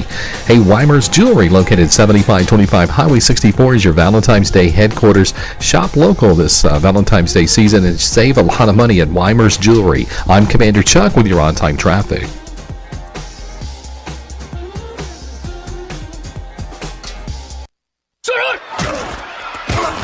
Friday football forecast from First National Bank and Trust, a division of First National Bank of Eastern Arkansas. Real estate isn't something you purchase or develop or desire. It's something you appreciate, respect, and know. With real estate, there's no gray area. You either know it or you don't. First National Bank and Trust, a proud division of First National Bank of Eastern Arkansas. They've known it since their beginning in 1886. Clients depend on First National Bank because they know real estate. Brooks Winchester, Bill Samish, and many more can assist you in your acquisition of that hunting land, farmland, a construction project. Let First National Bank and Trust make your dreams a reality. 775 Ridge Lake Boulevard, Suite 140 in Memphis, 901-498-5763, or the office in Collierville, or online at fnbtmemphis.com. For commercial real estate, residential construction, or recreational and agriculture financing, let First National Bank and Trust help you. They're a division of First National Bank of Eastern Arkansas, where I have had an account, been a friend, and been a customer my entire life.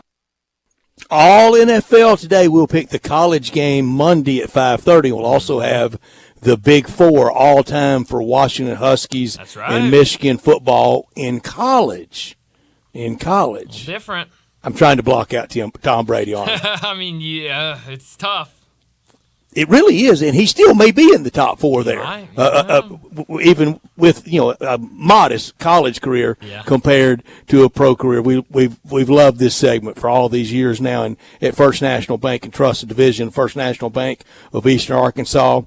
Customer confidence is the cornerstone. Stable, secure, solid, and consistent through all of these years, and now in all of this area, firmly in West Tennessee after being in Eastern Arkansas for all these years now in West Tennessee, and will be there for a long, long, long time. Tomorrow it gets started at 3:30 on ESPN. Pittsburgh, 4.5-point favorite at Baltimore. Baltimore's in as the number 1 seed in the AFC, resting Lamar Jackson, who will be MVP. As I said earlier, Terry Bradshaw, the last Steelers MVP. He's the only one since AP started awarding the MVP award in 1957 for the Steelers. The Steelers lead this series all time 34-25. They just need it more than Baltimore needs it. I'm going to take the Steelers and lay the 4.5, Bryant. I'm also going to take the Steelers in this one. I mean, like you said, there's still a chance for the Steelers, and I think that entire staff is going to have this team ready to play. Baltimore, they don't need this win. They're resting guys. Yeah, I think they'll go out there and try to be competitive, but ultimately, I do think the Steelers get away with this one. Baltimore's playing for Super Bowl 58. That's what they've got in mind. So group lock out of the gate. This year we're 11-18 when we have agreement about NFL games. Tomorrow night, 7:15, ESPN, Houston minus 1.5 on the road in Indianapolis. Indianapolis wins, they're in. Houston win, and they're probably in. Either will more than likely be the 7 seed if they're in at all in the AFC. The Colts lead the series all time 33-10-1. Your pick.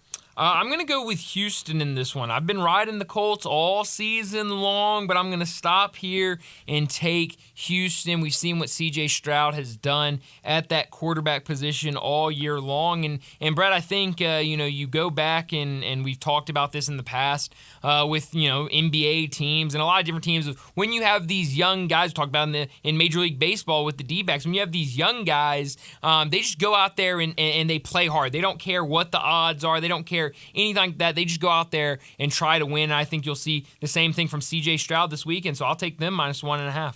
I don't like the group locks that we're having, but I'm with you on Houston. I think it applies to the coach, to DeMeco Ryans as well. On Sunday, noon on Fox, Detroit minus 3.5 over Minnesota. The Lions, right now, they're in. Minnesota currently the 10 seed. Mm-hmm. Only 7 get in. It's going to be hard for Minnesota, even with the win at Ford Field. They need a win and a lot of help. Minnesota leads the all-time series 80-44-2. These teams have never met in the playoffs, and they're not going to this year. I'll go first. Detroit wins big. Wow, another group lock for us. Is that right? That's 3 up, 3 down for group locks. I can't catch you. I guess that's good. I'm just playing defense right now. Like you're playing defense in Tiger Bankroll. Sometimes it's strategy. You are 54-47 all year picking NFL. Wow. I am 44-57. Wow. Kind of a lot of the same numbers there picking the NFL. When we get down to locks and shocks, you'll like the season numbers on that. At noon on Fox, New England, 2.5-point favorite over the Jets. The last time for Bill Belichick, probably at Gillette Stadium as head coach of the Patriots. Belichick 38-11 all time over the Jets as head coach of the Patriots. New England leads the series 74-54-1. Give me New England. Another group lock. J-E-T. Their season's over. They're not going to do anything. Jets. I don't know why, but give me the Jets. You got them, and Belichick always beats them. Quite a challenge for him this week, though. At noon on CBS on Sunday, Jacksonville, 3.5-point favorite in Nashville against the Titans. Jacksonville win, and they're in. Tennessee's been out. Will it be a change in Tennessee? Could Mike Vrabel go to New England, as you suggested yesterday, possibly, and Alan Bell did way back at 3:30. Tennessee leads the series all-time 34-24. Really right now, 2 franchises going in opposite directions. That's why I take Jacksonville big over Tennessee. I'm going to take the Titans in this one. We don't know who's going to start at quarterback for Jacksonville, and if it has to be C.J. Beathard as the backup quarterback with Trevor Lawrence. A native of Nashville. That's right. I didn't even think about that. But if it is Beathard because of the injury to Lawrence, I really like the Titans' chances in this one. For that reason, I will take them plus the 3.5. 3:25 on Sunday on CBS. Green Bay minus 3.5 at Chicago. Shouldn't these two teams open every year against each other and close the season against each other? This one in Soldier Field. It'd be cold wherever they're playing. The Bears trying to play spoiler on an improved year. They really are looking forward to next year. Don't know who will be at quarterback, but we know if Green Bay wins, they're in. We know who will be at quarterback next year for the Packers. It's going to be Jordan Love. Here's his numbers this year. 30 touchdown passes, 11 interceptions, 3,843 yards. He's going to go over 4K this weekend. The Packers lead all time 106-95-6 in a series first played, a game first played in 1921. Your pick. Well, Brett, I don't like this pick, but here's the thing. Aaron Rodgers is not in Green Bay anymore. He owned the Bears in his time there. I really like how the Bears have been playing lately. So I'm just going to go out there, take a shot. I'll take the Bears plus the 3.5 against Green Bay. We have agreement, but not a group lock. Ooh. The agreement is I don't like that pick either. That's why I'm taking Green Bay. Give me the Packers minus the 3.5. 3:25 on CBS late Sunday afternoon. The Chargers, my Super Bowl pick. Yeah. That's so bad. That is so bad. I don't have anything to say about it. Just agree that it's bad. It was just so bad. Chargers, 3.5-point favorite over Kansas City. I don't think either care too much about it. No. The Chargers been way out. Kansas City, about as fragile as they've been, though, entering the playoffs in the Andy Reid years. They might want to kind of use tomorrow to try to get this thing clicking a little bit. Kansas City leads the series all-time 68-58-1. Only one playoff meeting ever, and that was after the 92 season in January of 93. Give me my Super Bowl team. Give me the Chargers. Okay, all right. We know Kansas City will not be playing really any of their starters tomorrow. They're going to be resting a lot of those guys with their playoff already locked up. But I don't care. I'm going to take Kansas City plus the 3.5. This is a bad Chargers team going up against Kansas City backups. I'll take my chances. When you're giving me a field goal, I'll take it, plus 3.5. This will be a game like a couple of games this weekend that will look like an August 20th preseason game. Absolutely. It really will. One that won't look like that. The big one of the weekend, Sunday Night Football on NBC, 7:20. The A-team there, and the stakes are big. Buffalo, 3.5-point favorite.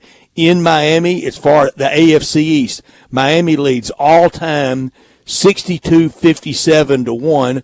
Buffalo leads all-time when they meet in the playoffs, and they couldn't meet in the playoffs this year. Buffalo leads 4-1. 2008, the last time Miami won the AFC East. Head coach was Tony Sparano. Quarterback was Chad Pennington. Ooh, Chad Pennington. I like a good Chad Pennington. Someone else, were we talking about Chad Pennington yesterday? Had a son starting in the bowl game. We talked about his son. He played another son. Kurt Warner wasn't. I don't know. Whose son was it? I forget now. Well, Kurt Warner's son started at Temple. Yeah, but it won. It wasn't him. I'll remember in a second. But no, I was talking to somebody like this morning about Chad Pennington. Like either this morning or yesterday. Like, it's kind of like way more recent than the bowl games. It's kind of like the quarterback earlier we're talking about. It was a good day for him. Yeah, a really good day for Chad Pennington. No, I'm gonna take the Dolphins in this one. Play maybe the same thing of that. I do as well. Field goal comes into play. Give me the plus 3.5. I say Dolphins big. Buffalo doesn't make the playoffs. Wow. So we have 4 group locks again all year. We're 11-18. All right, NFL lock and shock time all year for locks. You are 11-6. Okay. I'm 10-7. Wow, pretty good. For shocks, you are 8-9, but 5 straight up. All right. I'm 6-11 with 5 straight up. Wow, how about that? That's pretty good. Give me your locks and shocks. All right, this weekend for my lock and my shock. My lock, I'm going to take Seattle minus 3.5 over the Cardinals. I think this could be a good spot for Seattle. A lot of people in Seattle and around the league disappointed with their performance last weekend against Pittsburgh. On the other side, the Cardinals coming off a massive win over the Eagles. So I think this could be a collision course where a lot of people are very confident on the Cardinals and what they can do. So I'll take Seattle minus 3.5 to kind of upset that thought process. For my shock, I'm going to take the Falcons plus 3.5 over the Saints. I don't have much real reason. I know the Falcons aren't playing for anything, but they have young guys and try to continue to develop those guys. New Orleans still playing for a remote shot, and it's very remote of all those, that 256 chances that Alan Bell referred to. Well, we got the 3.5 theme going. My shock is Denver plus 3.5 against the Raiders. My lock is Tampa Bay minus the 4.5 in Carolina, with Baker Mayfield trying to get a team into the playoffs. That's our First National Bank and Trust Friday football forecast. First National Bank and Trust, a division of First National Bank of Eastern Arkansas, for all your real estate needs, whether it's agriculture, hunting, recreational, commercial. Contact them at fnbtmemphis.com or call them at 901-498-5763. So Sunday night, though, is the big one, isn't it? Buffalo and Miami. It's huge. It's massive. I mean, that's going to block out the sun Sunday night. There are going to be some good games on Sunday.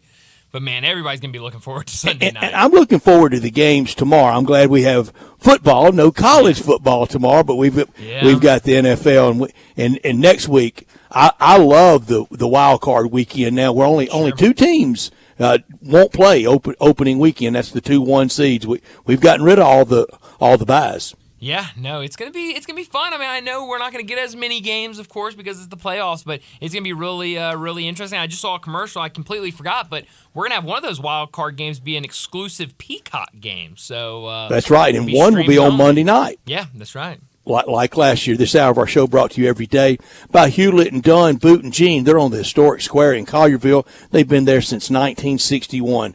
Charles Hall started working there in his teens, and now with his wife Laura, they own the place, known for all the boots, but also clothing, accessories, and a cap for any team in any season, and a belt, and a jacket, and anything you need for any season. Western wear, work boots, safety toe, soft toe, rubber boots for every occasion at Hewlett Dunn. From head to toe, they've got you covered with every brand imaginable, like Anderson Bean, Dan Post, Filson, Ariat. Whether for men or for women, they've got it covered. Men's and women's clothing, jeans, pants, shirts, shorts, outerwear, and the best duckhead collection you'll find anywhere. Charles and Laura Hall invite you to 111 North Center Street, or go to HewlettDunn.com, but they want you to come by and visit on the historic square in Collierville. Sunglasses, boot care products, hats, and every area team snapback cool hats you can think of, like a Tiger hat to wear to FedEx Forum on Sunday against SMU, Mississippi State, Ole Miss, Tennessee, the Razorbacks, and the travel bag selection. It is top notch. HewlettDunn.com, but please stop by, visit, and say hello at 111 North Center Street on the square in Collierville at Hewlett and Dunn. Well, let's get to our final break of the day. When we come back, we'll wrap up today's show with Taco Bell Crunch Time. We are real sports talk. Sports 56 WHBQ. Available on your radio dial at 560 AM and 98.5 FM, as well as around the world online at sports56whbq.com. Take us with you everywhere by downloading the Sports 56 app. And at home, just say, Alexa, play Sports 56. Wherever you are, stay tuned in to Real Sports Talk. Sports 56 and 98.5 FM. Roofs, and more roofs. Chris Price here with Metro Builders. Is your roof leaking? Do you have mold stains on the ceiling of your home or business? Is your carrier denying your claim or offering a repair simply because they don't have enough documentation? You need a contractor that performs work for insurance claims for policyholders each and every day, and Metro Builders is here to assist. Call Metro Builders. At Metro Builders, we provide free estimates, consultation, and claim repairs. Metro Builders' process of arriving, inspecting, diagnosing problems, and estimating is second to none, commercial and residential. Our team of Hague-certified technicians are standing by to assist you with providing estimates and photos to your carrier to document your loss. All you owe is what your policy states. No large fees on top of the final scope. We use high-grade materials and are certified by companies like Atlas, CertainTeed, Owens Corning, and Mulehide with labor warranties up to 50 years on all of our jobs. Metro Builders provides roof repairs across the Mid-South. Call Metro Builders to schedule your inspection free. Call me. 901-375-1717. That's 901-375-1717. Get the home field advantage every time with Fairfield by Marriott, the official hotel of the NCAA. Whether you're a student athlete working towards your championship dreams or your team's biggest fan, Fairfield by Marriott has everything you need to get ready for game day. From comfortable guest rooms to a complimentary hot breakfast, Visit fairfield.marriott.com to book your next game day stay. Fairfield by Marriott, part of the Marriott Bonvoy portfolio of hotels, an official hotel of the NCAA.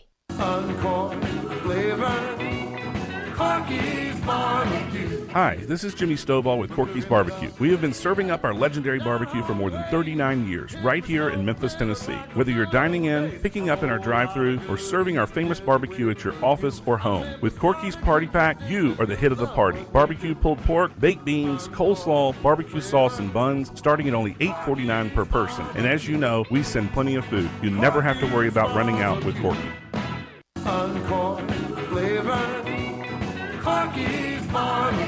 Hi, this is Jimmy Stovall with Corky's Barbecue. We have been serving up our legendary barbecue for more than 39 years, right here in Memphis, Tennessee. Whether you're dining in, picking up in our drive-thru, or serving our famous barbecue at your office or home, with Corky's Party Pack, you are the hit of the party. Barbecue pulled pork, baked beans, coleslaw, barbecue sauce, and buns, starting at only $8.49 per person. And as you know, we send plenty of food. You never have to worry about running out with Corky.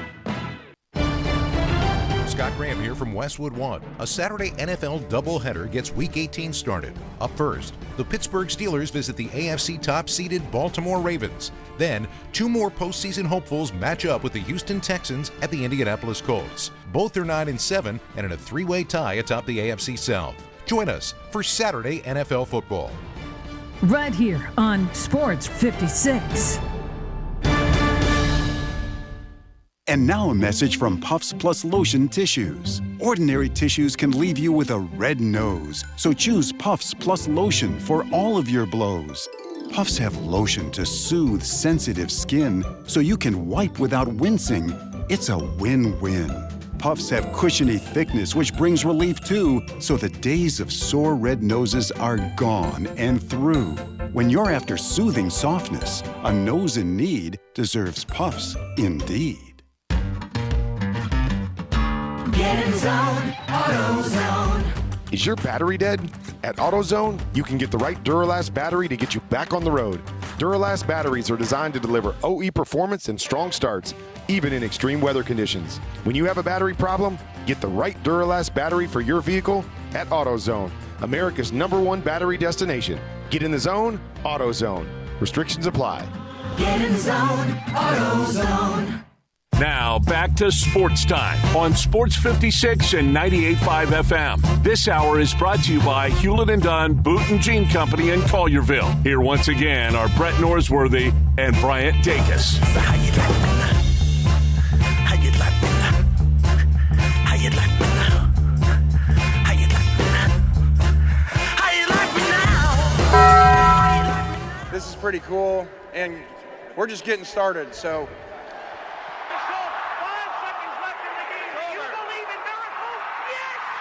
Go crazy, folks! Go crazy! This is for all the biggest crunch time. You are looking live. In your life have you seen anything like that? Goodbye! Hello, Haskins. It's obviously crunch time. Hammer, nail, coffin, this baby is over.